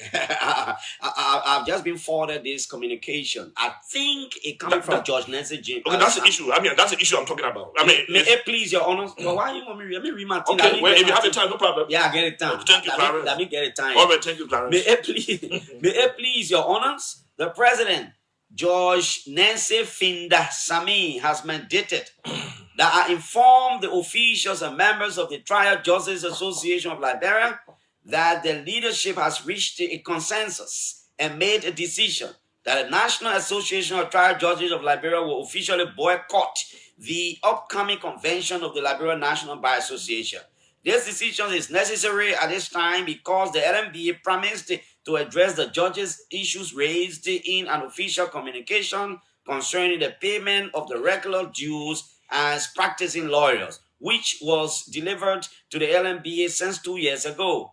The NATJL sees the LMBA's silence on this issue as unacceptable because the National Association of Trial Judges of Liberia needs an official response from the LMBA. However, individual members of the National Association of Trial Judges Association desirous of attending the upcoming LMBA convention are at liberty to do so. But the president warns that no member is allowed to represent the NATJL in any form of manner. Well, the way the thing is written, it looks like they can negotiate. Okay, so they are saying we're not going there, but however, our men and we note the LMBA leadership notes the communication from our illustrious president of the NTJL. The NTJL is one of the layers of the bar, and I don't want to publicly delve into this subject matter. We are discussing behind the scenes. They are our people. We want anything that bedevil the trial judges. I mean, also bedevil the bar, and so we are discussing this subject matter behind the scene, and I'm sure between today, tomorrow or so, this matter will be sorted. We are quite concerned about this. The leadership of the trial judge believed that communication was sent to the LMBA raising some issues about waiver of dues and all of that. Is critical. It's a critical matter. The National Executive Council deliberated this matter more extensively, and so there were some recommendations. Maybe I'm sure there has been a problem with communication. I think it's an issue around communication on the subject matter. So reverting to the leadership of the trial judge will be something that we must do very quickly because, I mean, they are members of the bar. They are mandated to participate in the events of the bar. So, final question. Yeah. Before you leave us, what sets you apart from the other two candidates vying for the position of president of the bar? I understand the nuances of the LMBA. I've been around the LMBA for some time. Councillor Gonglo was president. He appointed me to chair the inaugural committee for him. I was on my way to graduate school. I had to remain in the country to do that more expeditiously, reported in a very great fashion. When I came back from graduate school, Councillor Gonglo again appointed me as co-chair under the current Minister of Justice of the Special Project Committee. That whole issue about construction of project headquarters started with me and other people. I'm telling you, when I say me, in terms of the physical construction work, because this is an idea that was conceived by the late T.C. Gu, G. Moses Pega, and then Gonglo started it. And so, if you may, I am the only expert among the three opting for this position on rule of law. I study rule of law exclusively, and so I understand the nuances of rule of law. I know what it means to be a privacy lawyer. I know what it means to be a judge and not working under stringent circumstances. I know what it means to be a judiciary that is not well supported. I know what it means to elevate the conversation on rule of law. I know what it means to sit with the president of this country to elevate the conversation around rule of law. I have normally declare my position and made my position known on topical legal matters in this country. Either I come on the radio or read article. And so I don't want to see others contesting having done that much, because if you call yourself a professional lawyer, you must be able to produce articles, for instance, publish those articles for lawyers to consume on different subject matter. I've done that over time. I respect them. If I am opportune to get elected in Ganta this week, I'm going to work with my friend President Doe and my friend Wifasai. They are all members of this bar. We'll work with them. And so the bar is a professional membership organization. We can only work together. Let us discuss the issues and leave the sentiments out of it, because the bar has a critical role to play in our democracy. In absence of the bar's own critical contribution, I don't even know where we'll take this country. So that's the reason why we are encouraging members of the bar. We have worked with the Secretariat. We've done a lot more. Today, I sit here as Vice President of the West African Bar Association. I brought prior to this jurisdiction, I brought prior to the leadership of the LMBA, I brought prior to the practice of law. I'm the first Liberian lawyer sitting at that sub-regional level discussing serious rule of law issues across West Africa. So you can now make a determination. And I want to leave this to members of the bar, that having said what I've said and knowing me to be somebody who has demonstrated commitment, productivity, and efficiency over the years, I think I'm best suited to become your national president in Ganta on Saturday. And that's why I'm craving your support. Tomorrow, we're going to have a massive launch of our campaign. Today, we're going to have t-shirts available, and members of Team Vama and members of the bar are invited to come and pick up a t-shirt. Tomorrow, we'll be parading at the Budget Bureau, from the Budget Bureau to Joy Weah Unification Park at PHP, where we launch our campaign. We are now giving our invitation to senior colleagues in the bar. We're going to have a band set come, let us enjoy ourselves, and then we're going to change the dynamics and the paradigm in the bar. You will see a robust professional and membership bar association under our leadership, because we will include even the junior lawyers, we will include the middle level lawyers, we will include our senior colleagues, we will work with the Supreme Court on a more concerted front to ensure that rule of law is ahead. We'll work with the executive branch of government to ensure that rule of law is ahead. We'll work with the legislature to address the issue of conflicted laws in the jurisdiction. And I think it's just proper. If you look at the spectrum of West Africa and see those who now become presidents of the bar association must be enterprising, must be productive members of the bar. And that's why we have announced our bid, qualified by the Election Commission, to contest this election to become a very promising, enterprising, and productive national president of the Liberian National Bar Association. Okay, Councillor Bonan Vama, thank you ever so much for coming. We wish all of you well as you go to Ganta for the election to elect a new leadership of the bar. We're looking forward. We are open to the other two candidates. Once you come and you can book your airtime, we will talk to you. But I'm saying Between now and Thursday, we ready. will talk to your National Elections Commission. We want to bring the 3 candidates here for a debate so that the public and the bar will have a very good understanding of what decision to make or take in Ganta. We're taking a break to be right back. This is the Morning Rush.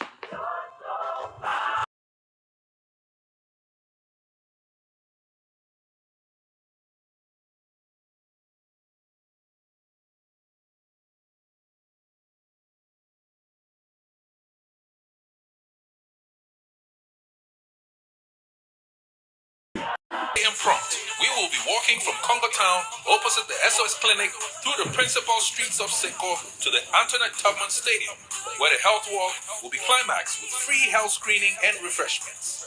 To all fans, ardent listeners of OKFM, social and fitness clubs, our fellow media colleagues, one and all, come join us to climax the year with a healthy lifestyle while we create the environment for great networking opportunities for your various businesses. The energy is going to be electrifying with live brass band music to keep us alive and energized. To be a sponsor of this OKFM landmark event, reach out to the business office where a special media package awaits you. Mark your calendars. On December 14th, OKFM shuts the city down. Health is wealth. So join us in promoting that healthy lifestyle. And with OK, everything is okay. See you on December 14th. Oh yes, with OKFM, everything is okay. Everything, just everything is okay. The boy guy haven't lost, we getting far now. You know, start winning some more cases now. Yeah, most of them all they getting far. Look, join us on December 14th, man. Second Saturday next month.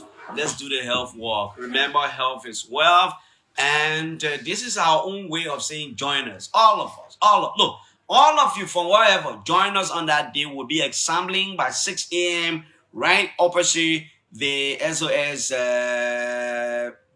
hospital over there, if I can say, around the right to the Kalano gas station or the how do you call the place? So Lefik, right in front of Lefik, and all of us will march. You'll have your t-shirts and all these things. Join OKFM, be a part of us. Let's do it together. We're rating organizations and institutions here for sponsorship, different embassies accredited near our capital. We're reminding all of you that we depend on your support to make the health walk a success. 2 of our colleagues are here. They were here the other day as part of a panel. We're continuing our discussion on the impact at the House of Representatives. All of us are very sensitive that the matter is in court and the Supreme Court is supposed to hear and make a determination. We're not going to delve into the legal matter, but the guys they will continue to share their experiences. Somebody just sent me a photo of Speaker Edwin Snow, a green representative at that time, very green. When they removed the message, I am still a speaker. You say, well, let me see the paper. Somebody just sent me their way back paper. Yeah, history have got the ways of repeating some of the things. Somebody just sent me the paper. What paper is this? This was volume 15, number 257. This was, which paper is this? I'm not seeing this. Okay, the Inquirer. This is the Inquirer. I'm still the speaker, says Edwin Snow, as majority voted him out. Accuses President Sirleaf for house crisis. You see, Edwin Snow, I don't even know green, man, I just got to the place. Musa is here, of course, for the benefit of our viewers. The both of them will introduce themselves separately, and then we can move on. One of them is getting fat with jaw and all that kind of thing. Good morning, guys. Let's start right here. Let's hear you. Yeah, good morning. Thank you so much. My name is Musa Kene. I spent a long time in the legislature as a reporter, and I'm following legislative issue for a very long time. And I believe I understand the issues. I have understand the procedures for a very long time, and I'm hoping I will have a better conversation. And I think with my new understanding of the law, I think I will be able to give my key understanding of it, because there have been issues as to whether the Supreme Court can intervene in this. So I think my opinion on that. Yeah. Musa is a lawyer, not just a journalist. No, I'm not a lawyer yet. I'm not a lawyer yet. Oh, you graduated? No, I'm a graduate, but I haven't sat the bar test. You got to pass the test for it? Yes. Okay, all right. Then lawyer, then they can be careful. Law school student, teen, lawyer, counselor, the men say, I'm not a lawyer. Because you know the people listening. When you can't impersonate, they will deal with you. In the corner, you call that counsel, they can be happy. Especially in Jacob Town, everywhere the ball council. But you see the man getting for anybody may plan on a Musa they can call. Yeah, okay, Darren Zina is my name. Again, former legislative reporter. But the president will still follow issues of the legislature. Again, I was privileged to have worked there in multiple capacity. So I do understand the issues of the legislature. Yeah. And again, to add up that, I was also a court reporter. So now that the court, from the court to the legislature, so again. It's blended. Yeah, so thank you, Clarence, for the invite. And we hope what we say here, we'll opinion some, and then we give our own personal side with it, and we'll give facts. Yeah. So it'll be opinions, so it'll be also facts. Okay, this is Darren Zina reporting from the House of Representatives. Musa, how's everything? You've been coming over and over and over. We've been following the impasse at the House of Representatives. Last week, the majority bloc elected a new speaker in Montserrat District 11, Representative Richard Nangbe. Speaker Konatif Kofa has gone to the court. The court has put a stay order mandating them to return to status quo ante. This morning I was talking about stay order versus status quo ante. They are the court, the justice minister is supposed to file a return, the other people, lawyers, and all these kinds of things are happening. Where do we think, what do you think this thing will end from your experience? Will it ever end anytime soon? And how you think it will end from your experience? Yeah, firstly, they are now before the Supreme Court, so it's a constitutional issue. That is why the full bench is taking care of the constitutional issue. Firstly, the Supreme Court have two jurisdictions. They have original jurisdiction and they have appellate jurisdiction. You want to bring the mark straight to your ball, like how Dara says. Okay, thank you. Okay. The Supreme Court have two jurisdictions: appellate jurisdiction and also original jurisdiction. Original jurisdiction include discussing constitutional issue. Article 2 of the Constitution is very clear that any law that will go against the Constitution can be declared null and void by the Constitution. If you go to Article 56, yes, I think 56 there about it gave the Supreme Court the right as the final arbiter on constitutional issue. And then we have Article 3 of the Constitution that talk about the doctrine of separation of power. So again, people are asking, because of the doctrine of separation of power, they say the Supreme Court cannot intervene. Yes, there's a doctrine called the political cultural doctrine that says the court cannot intervene into political matter. In this case, yes, removal is a political situation. The court cannot stop lawmakers from removing their colleague. They elect them, they have the right to remove. But if the rights of the person is being violated, I think Article 20 thereabout that talk about due process. They say know your right or whatever cannot be taken away under circumstances without following the tenets of due process. And the Supreme Court has defined due process to us. But again, I want to tell a case. In read the constitutionality of the legislature. At that time, William V.S. Tubman, he was so powerful, he decided that he should decide the rules of magistrates. I mean, say the circuit courts. So he asked the legislature to pass a law granting the president the power to set up a committee, and that committee will now draw up the rules of the circuit courts. So when it was done, so William V.S. Tubman then wrote the Supreme Court to be a member of that committee, and that committee responsibility was to draw up guidelines or rules governing circuit courts. So the court said, no, you do not have that authority. So although lawmaking is the function of the legislature, because it was in violation of the Constitution, that law was declared null and void by the Supreme Court. It's called in-read the constitutionality of the legislature. That, I think that is the first in-read in Liberia. That is where the court can take out a case without adversarial system. If a law is being violated, the court can intervene directly. So that exactly happened. So that tells you the court has the right to intervene in constitutional issue. Due process is constitutional and is applicable in all three branches of government. All three. Once it has to do with your right. Because if you take somebody from somewhere opposition, it should be done through due process of law. Again, I'm not saying due process wasn't followed. That is what they are with the Supreme Court. The Supreme Court determined that. I'm not saying that Article 333 was violated, because it's not my role now to say it's the role of the Supreme Court to do. All I want to establish that the Supreme Court has the authority, the right to intervene in any of the branches of government if the Constitution is being violated. So that is why the full bench is sitting, the Supreme Court is sitting in bench, the full bench. If I just one associate justice, then you know it's not constitutional issue. Once the constitutional issues are clear, obviously it's the full bench. That is why we saw the full bench sitting on Saturday to call them for tomorrow. Okay, what do you start? Just to start on that, and then what are the issues raised by the embattled the speaker, Fonatik Kufa, on the basis of which he said his rights were violated? In summary, it could be 5 counts. One, he says Mugabe was taken away from me. The guys went in joint chambers to do the work I'm supposed to do to preside over. And then one of the things he said again, hey, those guys, those lawmakers, they illegally suspended some of the people that stayed with me, and I need them back. Again, the budget, the guys went to preside over the budget, which is my constitutional right to preside over. So in summary, those are some of the things he said. And then on the basis of that, as Musa said, due process.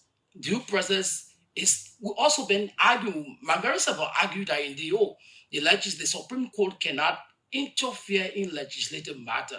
But I've instead say, yes, you can interfere when it comes to, because the Supreme Court has judicial review. When it comes to constitutional matter, the Supreme Court can intervene. But when it comes to the political side, well, the Supreme Court can't do that, because the Constitution gave the legislature the right to have their own, to make their own rules. So in their rules, they have their due process in their rules, and nobody can temper when they bring that, because they are the master of their own rules. They make their rules. Sometimes they do right in session, say, that's what we'll do there. And one plenary says that.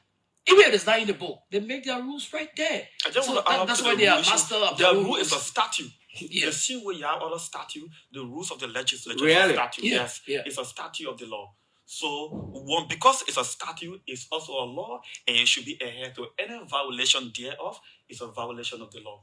So if you dare break that side, so what for Speaker Fonatis after now, let's say battle Fonatis Speaker Kofa is after right now, my rights. And what the guy said, no, we gave your rights to you. We called you for due process, you failed not to come, and then it was accorded you. So again, the Supreme Court now will decide whether that particular aspect. One of the key things the guy did, Clarence DeHuss is a political hero, right? The very day, was it last Thursday when he lectured the speaker? When I listened to the report from the committee, the specialized committee that was set up to investigate Speaker Fonatik Kofa, when they brought the report on the floor and the plenary endorsed that report, and then the resolution was read, because that particular decision came from the committee, a specialized committee. The same that happened in the case of former Speaker Eric Starler was the same situation. The committee, back then there was a Ways, Means and Rules Order committee, but this time was a specialized committee report. When the report was read, and then the action was taken, and then I heard the presiding say, motion for executive. I posted right away. I said, Speaker, election will be held today. If you go my post, you see that. Then people start asking me, so what do you mean? What do you mean? Because, you know what, Clarence? And when you listen to the speaker, our constitution says when the deputy speaker takes over, he has 60 days to call for election, right? But the deputy speaker who's presiding said, I have no interest. I got no interest to contest as a speaker.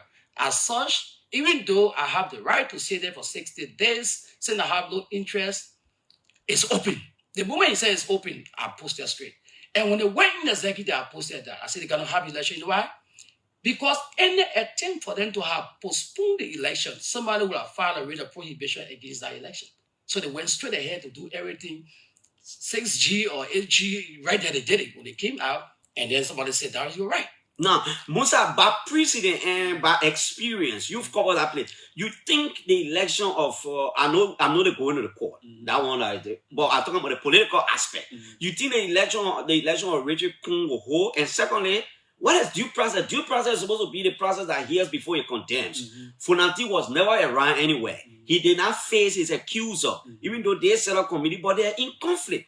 Is the due process in our law talking about normal situation or the kind of situation? Because the man is still insisting he is the speaker.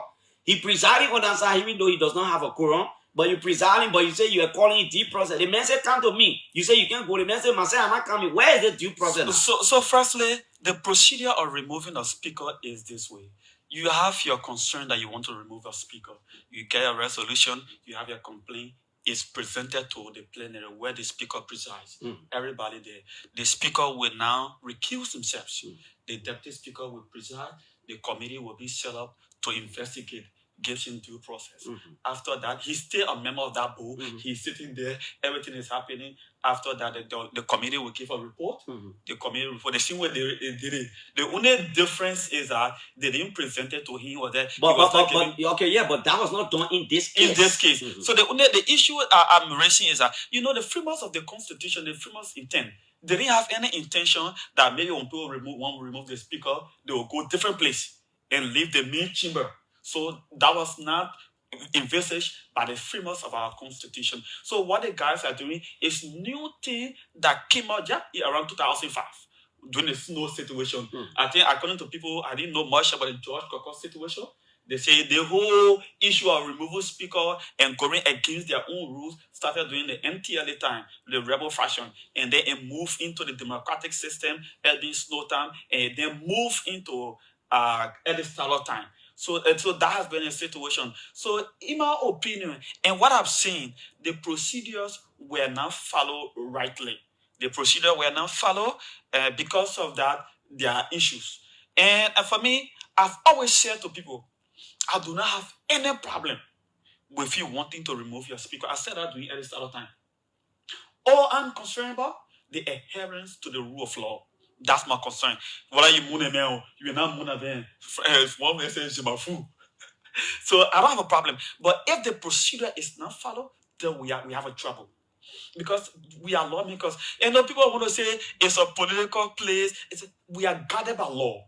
That is why the Constitution gives an authority to formulate their rules, and that rule is a statute. If they say a political law, no time for rule, the Constitution would have said, you're doing anything.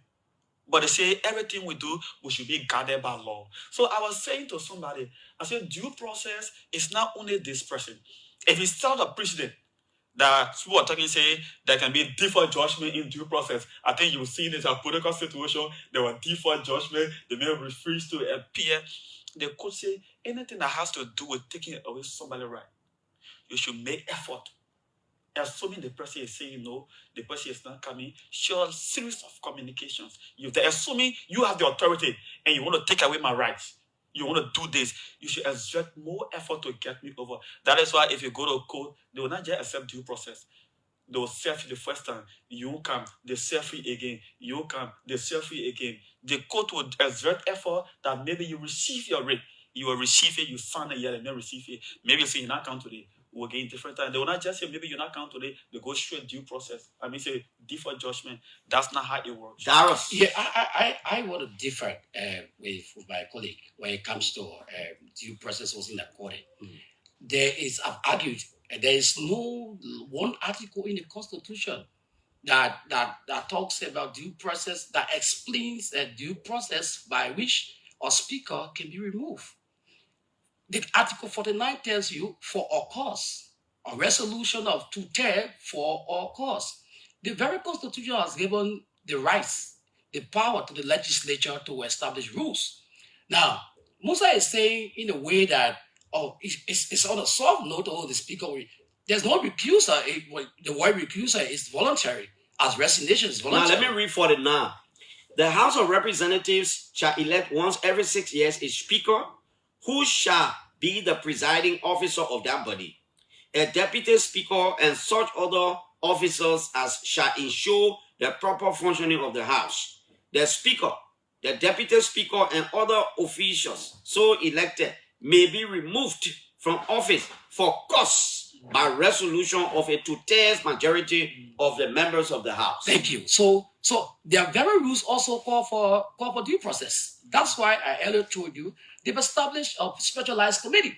Now, the Constitution right there, your due process now is when they imagine I accuse you, and then I'm the same one to investigate you. You remember they came out for the 7 signed signature the very day when the brouhaha started, a vote of no confidence in the speaker with 6 or more counts. Okay, that day they decided they will never sit under the gavel of the speaker. What they did, and what's the power of the speaker of presiding is the one who sets the agenda, right?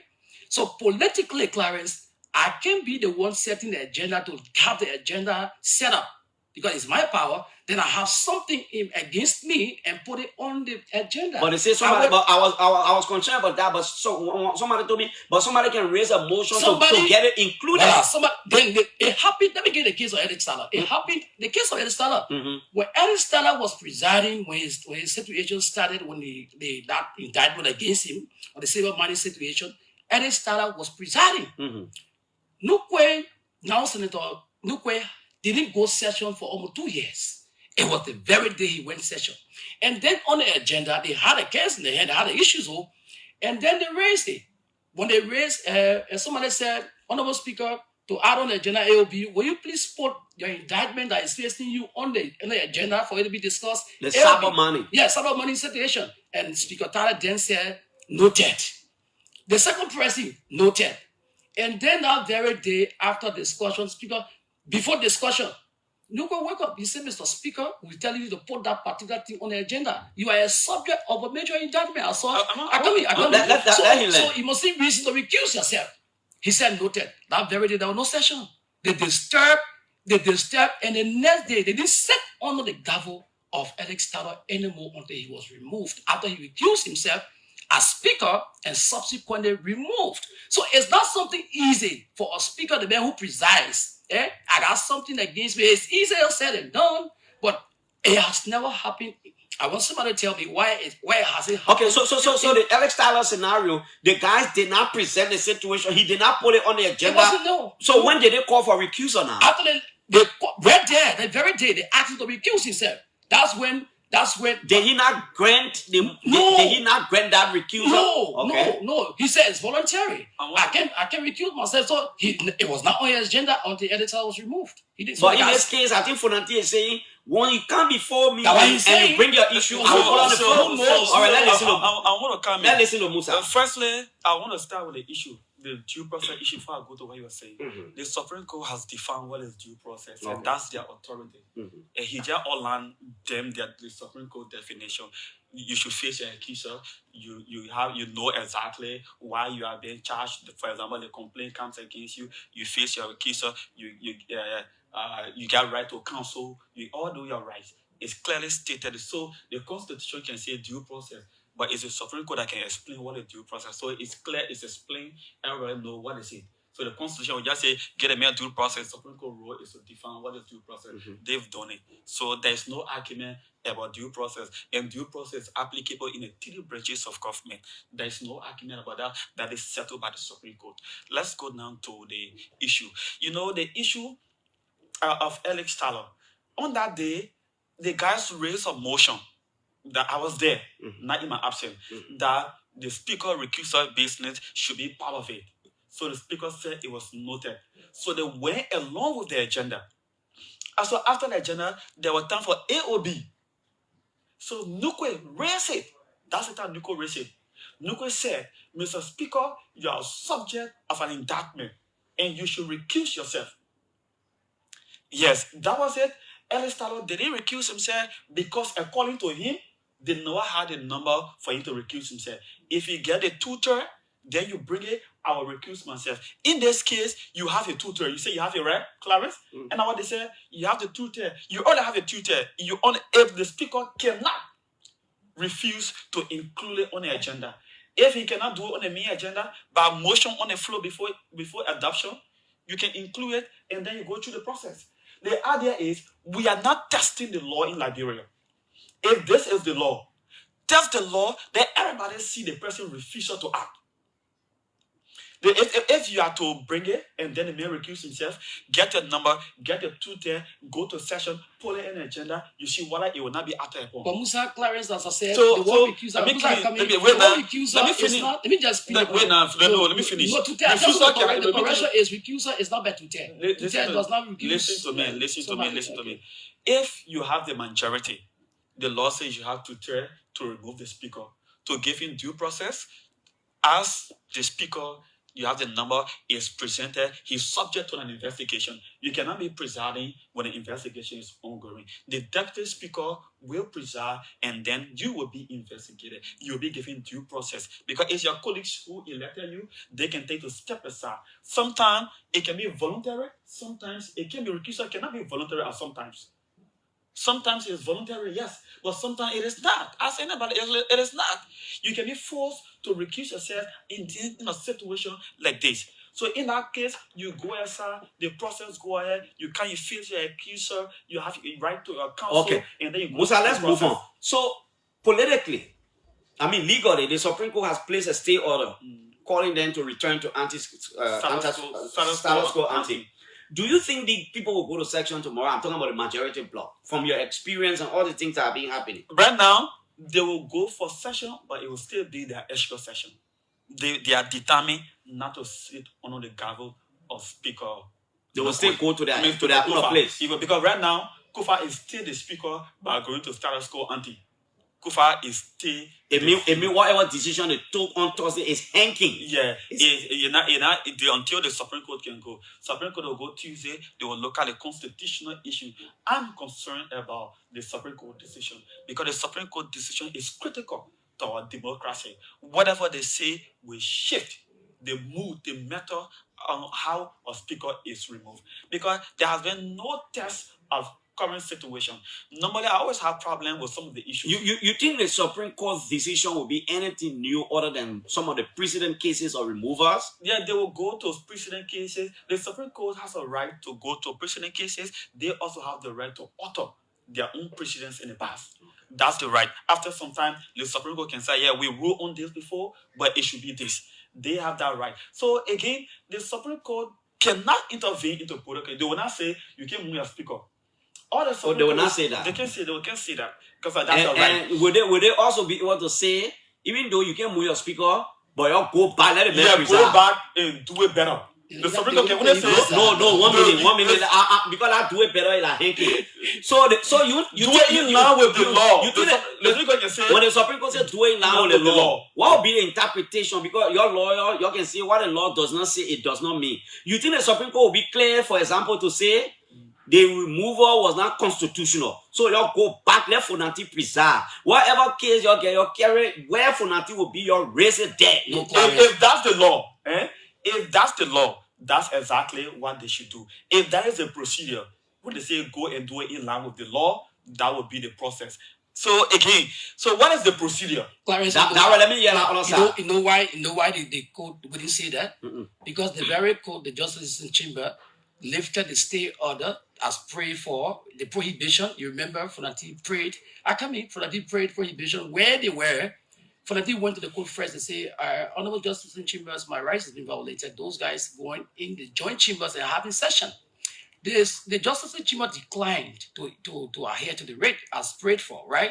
And then the last sentence on there, and hereby the stay orders is hereby lifted, meaning that they were doing legal business in the joint chamber.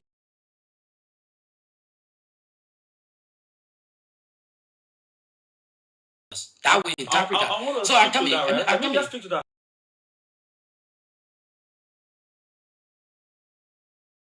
Kofi legal team, right? So with that, the Supreme Court already granted and legalized their sitting by the judge by that rate. But the judge declined to issue the issue, and the last word, the last sentence on us, and the stay order is hereby lifted. So it means they were legally sitting in the joint chamber. So the court cannot say again, go back honor the gavel of Speaker Kofa because they could legitimize the sitting the judge chief by virtue of that issue. So you have to understand what the code cannot prohibit or order is given to them constitutionally.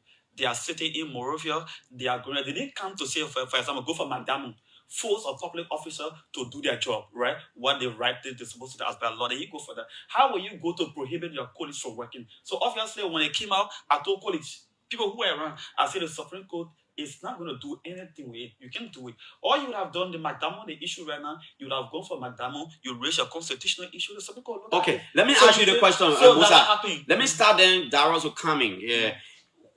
How is the Justice Minister coming in this whole thing? Did Fonanti sue the executive? Why is the court asking the Justice Minister to file a return?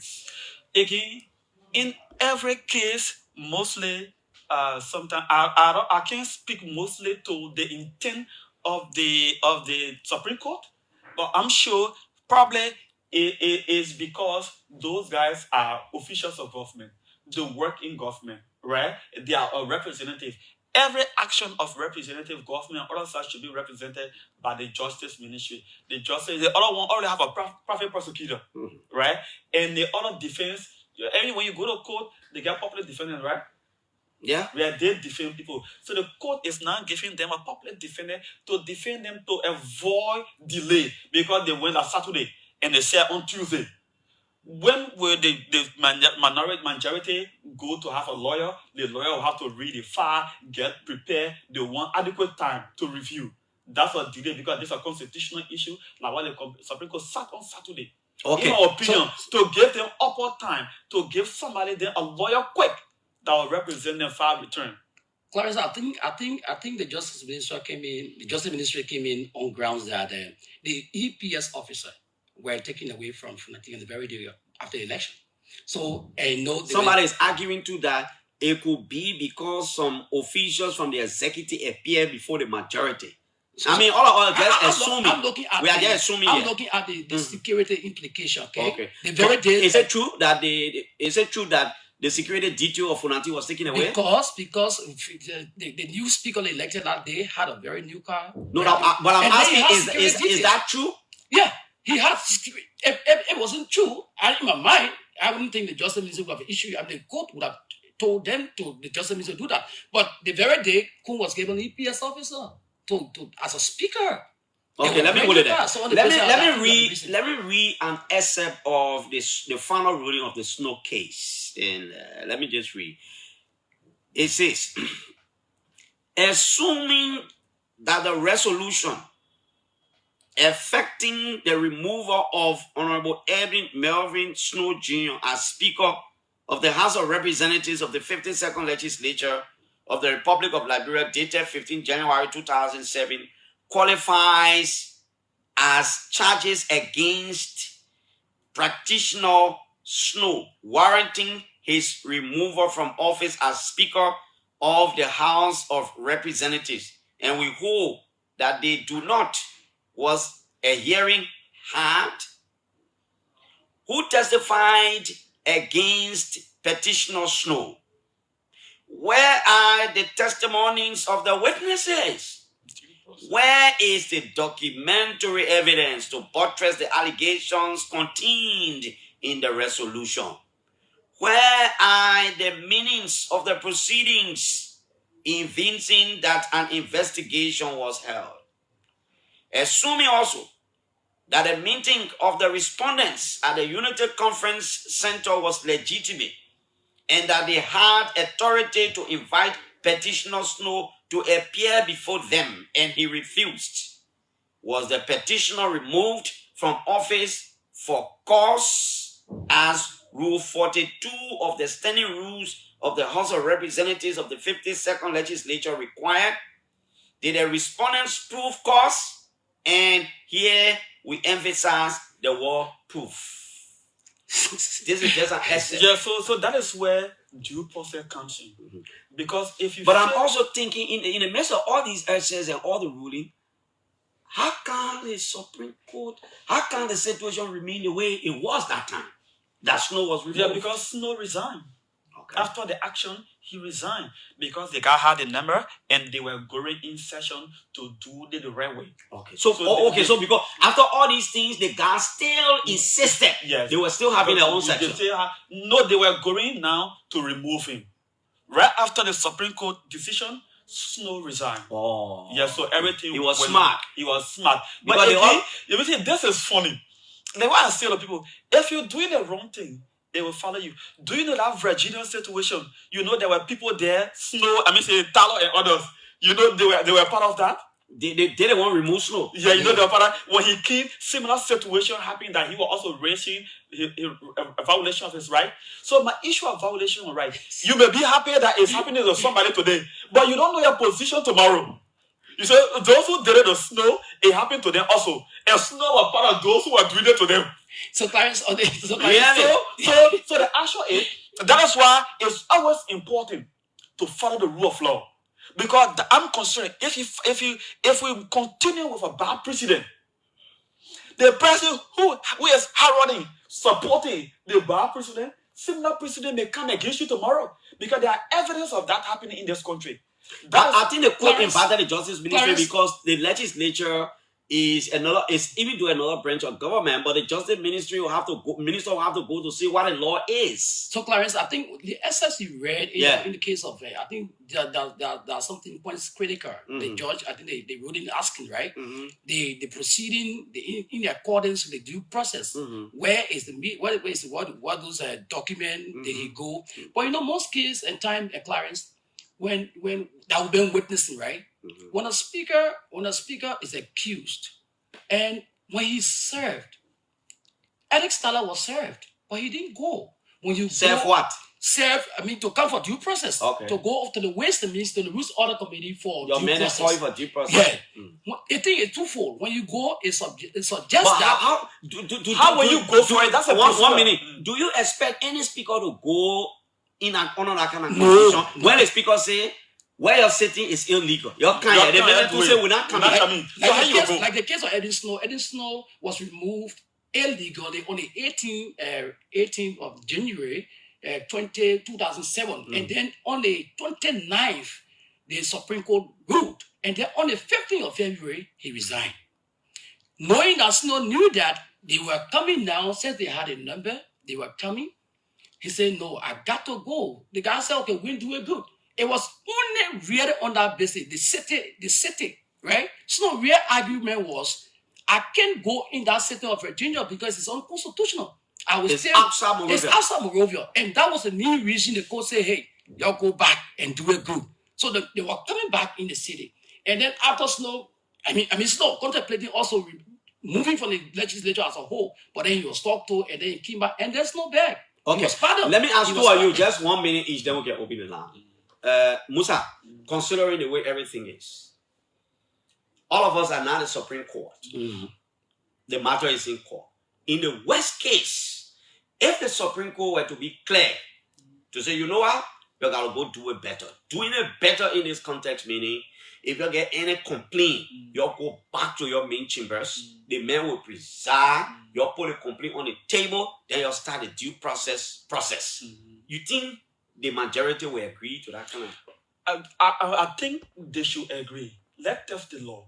Let's try the law. In Liberia, we assume that this will not be better. We assume that this will not happen. So we don't try the law. We don't test the law. So we go on the left of the law. Because of that, that is the problem. I want this legislature to set a precedent. If you think you have the number, our law states that we can, Article 1, we elect our leaders, we have the right to remove them, right? In shortly. So because we say we don't want the president, we think we just want to go in car or go to executive mansion, also rush on the president to get him out? No. You think because we say we don't want the president, we will just say, Mr. Vice President, you will be our president, you will be leading us. Like how are we supposed to go? No. There's a process to go back. Similarly, if we don't want the people don't want the Chief Justice, he's doing wrong, there's a process of taking the Chief Justice away. If we don't want the Speaker also, there's a process. Let's follow the process. Let's learn to follow the law. In our opinion, when we do that, our democracy will be great. And we will think they will agree? I think they will should not agree. feel that they are not something is being taken away. They are fools. they are forced to agree. We have to force people to follow the law. If they don't want to do it voluntarily, the court will not tell you. I'm to follow also the thinking law. whether the Supreme Court will be as clear as I'm being clear to say the things that I'm saying. Again, that's the issue. That's the issue. Sometimes, Because now the Supreme Court sometimes the Supreme Court can give them their own procedure issue. They can be strategic. They just use words. And people don't understand. And this is important for me. I want the Supreme Court to set a precedent that will go for generations. The same way recently when they lifted the rate of prohibition, they said what they canceled something. They said something. The rate of prohibition, and then they said the state order has been lifted. That one was clear. Yeah, but because when you go for a remedial rate, right, there are temporary stay order that is. No, I'm not talking about all those things. I'm saying the way they were clear like that. Yes. Whether they will be clear in the other one. I'm sure. Let's hear you, Darius. For Clarence, I told you earlier, right? In my mind, the Supreme Court wouldn't go there to say, you go on Speaker Kofa's Gabo again. Why? Because the Justin Chimo legitimized their sitting in the joint chamber. Okay. And it's that the fact that he did not grant. Yes. Kofa went to say, the guys in the joint chamber, I want you to bring them, they should come back on the Mangabo. And the courts have declined. And then your stay order is lifted. So your reasoning is, but the justice in chamber, I don't know whether he in chamber, but the justice declining to issue that rate and lifting that stay order legitimize the guy sitting at that time. For me, it didn't legitimize any sitting. All the court was saying, I cannot intervene into the kind of political issue that you. But what do you mean? I come in. Listen to me. Mm-hmm. When anytime you go for a remedial rate, because you say your rights is being violated, blah blah, the court will say your whole on here. There's a temporary stay order. Yeah. We come and look into it. If we see, we now so look at it, we will lift it. You go ahead. So you brought prohibition. Like I said earlier, their lawyer, I don't know what they were thinking about. They should have gone for the madam. Yeah, you can't go for it because you have to raise constitutional issue. Because you know the court can act on political issue. Whether you right or you wrong, the court is not looking at that. They're looking because it's a political cultural doctrine. Musa, let's hold you there. Interesting discussion this morning. I like how you guys can agree at some point, then you differ. It makes it better. Darius Zina, long-term experienced legislative reporter, as well as Musa Conan, who, Musa Kenneth. The problem about you country man go yeah, back. That all continue to miss it name. When the civil man go poke and call it Kenneth. You country man go back. I want making it who basically name. 077. Let's get this call coming in. If a lawyer wants to weigh in, not on the basis of whatever the Supreme Court will say, but on your own reasoning, you can call 0777 464050 exclusively for lawyers. Hello? Yeah, good morning. Good morning. My name is Ted Blama Gupen Doma, and I phone in from Happy Corner. Let's hear you, Happy Corner, man. Clarence, the framer of the Constitution, they were complacent of the fact that there can be a time where a group of people can just go somewhere and decide to take on decision into their own hands. That's why the Supreme, those that formed the Constitution were clear that if you have an issue with any member within the House, there should be a formal complaint. That complaint should be presented to the Speaker. They didn't say to the other person or the other person. They say to the Speaker in Chimo. The Speaker will recuse herself and the complaint will be taken to a committee room. The committee will investigate and come up with a report. Based on our report, there will be a vote taken. And if you get a two there, before the Speaker can be removed. Okay, Chief. Thank you. Let's hear you here. Thank you. My name is Mark Kula and I'm from Manu Matale resident. Yeah. You know, I believe the same way people can play with the Bible and want to intellectualize it, how people doing with the law. But Clarence, I believe that all of the actions by the guys at the legislature is right. It's political. They have been looking at the political side. They have been implementing the legal side. The man was implementing Rule 10 of their rules. They were implementing Article 33, 49, and 48. And they did it successfully. Musa just said that the Supreme Court cannot interfere in political matters. And the matter, the political power of place is for the men who say we can never sit down on your gavel. And the Supreme Court of Labor can never demand no guys to sit down on the speaker's gavel. You might just take it out of it. It's so political. So it's already late for the speaker. The country has a new speaker. You just have to just take it like that and represent the people of Vancouver. Thank you so much. Thank you. Okay, let me get a caller here from outside Liberia. Hello. Good morning, Clarence. How are you this morning? I'm good. Just call your name. Let's hear you. My name is Alfred Gray. I call you guys to the topic on a discussion this. Yeah, Alfred. Oh, the local calls will be coming. So basically. Alfred, you left the line, my brother. I would have loved hearing you, I think from Australia or somewhere there, man. I said the line was for a lawyer. Let me take the line and see what other lawyer. Hello? Oh, wow. Good morning. Good morning. Yeah, Dennis, we are calling from Farford. Yeah? Yes, Clarence, the two gentlemen in studio there, I think one is proceeding in a way that is too sentimental instead of the law. No, nobody is sentimental here, man. The people talking from a different perspective. I'm speaking my opinion with respect to what I'm listening to. Yeah. But what I want you to do for me, hold Musa with Article 43 and 49.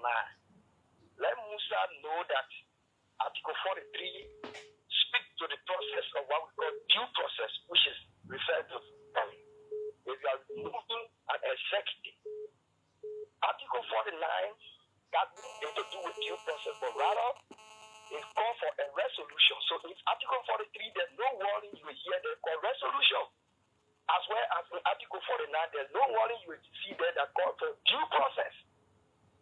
The people, maybe they may have some procedural errors, but it is harmless to undo what they did on Thursday. So all you're saying is it will be very difficult for them for Thursday. What happened on Thursday to be for them to undo it? Okay. Because why? It's harmless. That's your perspective. Hello. Clarence. Good morning. Clarence, good morning. Good morning. And let me say good morning to your two guests. Mm-hmm. Clarence, I'm in Monrovia, and my name is Sipila Ditobe II. Okay. So, Clarence, Musa Kane said that the declination of the Justice in Timor on the prohibition by Speaker Fonanti Kofa does not legitimize the sitting of the majority black. That is not true. Musa, when you raise an issue to the court and you say the sitting of Theophilus Toby is illegitimate, therefore we want you to press on him to go back. And the Justice in Timor say no, I can't press on you, I decline on that. It means my sitting is not illegitimate. So, okay, brother. Thank you. Yeah, General Joseph Sayer. Yeah, good morning. I want to weigh in a bit. Go ahead. I've been following the discussion, and I think the discussion is healthy. Both guys are giving their perspective. But again, let me say, the Constitution provides under the doctrine of association to either associate or disassociate if you feel that you are threatened by the existence of somebody. So in this instant case, what the guy have done is that the guy has declared a vote of no confidence in Speaker Kofa. So under the doctrine of association, they believe that they can no longer associate with Speaker Kofa until he's subjected to due process. And I've been following the trend at the legislature. They have written the Speaker to come for due process in the joint chamber. It's not a matter of sitting under the Speaker. It's a matter of following the doctrine of majority. Right? The majority is one side, and they are calling it. They empower you. They make you Speaker. Today they have said they have no more confidence in you. So you have to subject yourself to what they are doing. But there are procedures in somebody subjecting themselves to investigation at the house. What are other people saying?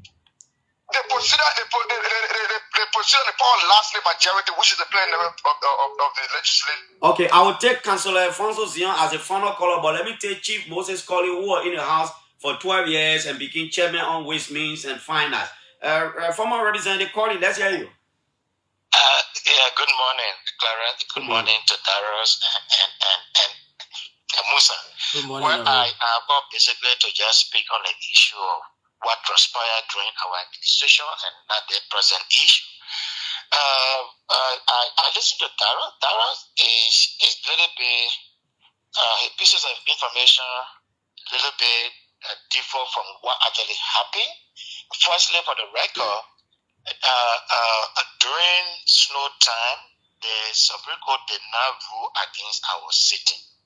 The Supreme Court ruled on the basis of due process, and knowing that Snow could not still meet the support or the confidence of the majorities, so he chose to resign. Now, during our time was when Honorable Tala was speaker. The first issue, and I chose to make it clear because every time I now go on here, he says Tala did not take advantage of the law. That is false. We filed to the Supreme Court. Who was the Justice Ichimba? Was Her Honor James Arthur Wolokoi. We found the basis of sitting. Those guys left from the main chamber, they went to the joint chamber. And she wrote clearly that the issue of political, so she could not rule on it. She did not comment. And she is still at the Supreme Court. Yes, she did. She did say that it was political, she could not rule on our city. Then the second issue, when that noise came, trying to recuse himself here and there, he wrote, because the fight went almost 3 months, almost 4 months. You know, so we asked him to recuse himself, and he recused himself. He never appeared. He even wrote, that journal is there. He wrote asking for an excuse to go for medical. When he left the country, that's when those guys chose to go conduct election. They never had the 49. You can check for that record, they will never show it to you. And Chief Colley. Chief Colley, somebody cut your call off. So let me just take Councillor Alfonso Zion finally. Councillor Zion, go ahead. Thank you, Clarence, and good morning to all the Liberian people. There are a few things I wanted to say concerning this discussion. One, when I was in law school in 2009, I wrote an article in the Law Journal comparing the George Dewar removal and the Edwin Snow removal as decided by the Supreme Court. Those two cases are very clear. The first lesson is that people have always tried to restrict the authority of the Supreme Court in terms of deciding legislative disputes.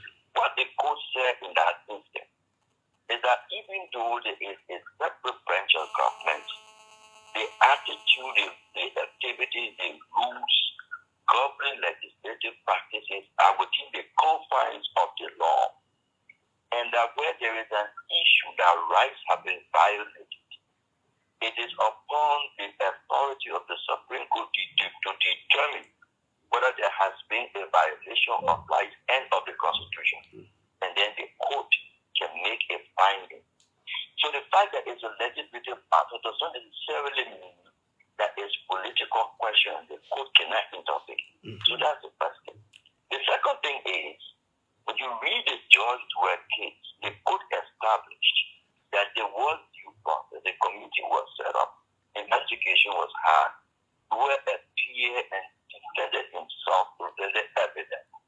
During the process of a report, thugs invaded the Capitol, and then a resolution was imposed that expelled him and Edward Will. So in other words, the people said due process had taken place. It was a afforded due process, and then his removal was consistent with the rules. In the Edwin Snow scenario, the court was very clear, and then, like Chief Colley said, there was no due process. The argument in the place was that, look, Edwin Snow was invited to the Virginia. He did not appear, and as a result of that, he did not appoint himself as a particular judge. What the court said is, by somebody refusing not to appear, does not necessarily mean that a complainant has executed due process. Okay. The basis of your own case must be justified fully, and that because Edison did not appear and did not defend himself, their investigation did not have given him due process. As a result of that, Thank you. they were in the wrong. Thank you. There are bases of the court ruling. The court has authority to decide these issues based on case-by-case basis. But the fact that it's a legislative matter does not necessarily mean that the court is divested of the authority to review these matters and make a finding. Thank you. Garrison Yelu, former representative. Our time is already on. I'm just chipping you in for 30 seconds on the basis of respect, sir. Okay, Lawrence, thank you for giving me 30 seconds. Yeah, but I can see there are few issues like the council we just called talk about the George Dwyer, the snow, and the travel issue, even on road call, they spoke about it. But they know, what people have not understood is that the Supreme Court, in the case, in read the new judicial law, 24 AR page 37, the court said clearly that they will not interfere. No one branch of government will interfere in the working of another branch of government. So when it is the issue of due process, there are clear elements that constitute due process. And if those elements have been met, and you go on the basis to court where the Constitution says may, and when the Constitution, when the wording of the act says may, it is not mandatory. It says majority constitute quorum, and for any transaction to take place, that you need a quorum. Now, the issue about comparing people is not compulsory because the Constitution says in Article 33 may.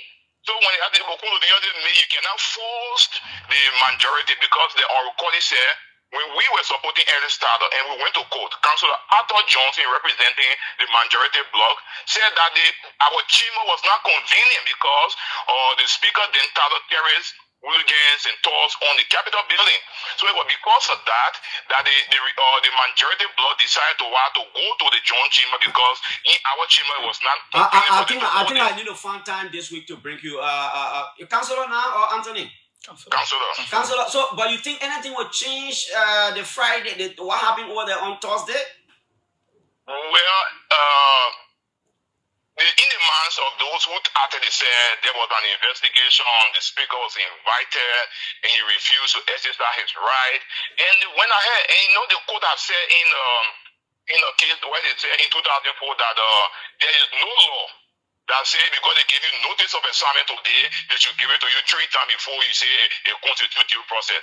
One, there was an element of a letter to you citing you for an investigation and you choose not to go, the people will go ahead in default and they do an investigation and go ahead. Are you available to come on the show anytime this week? Yeah, anytime you call me, I will come. All right, let's hear your experience. Guys, I'll give you one.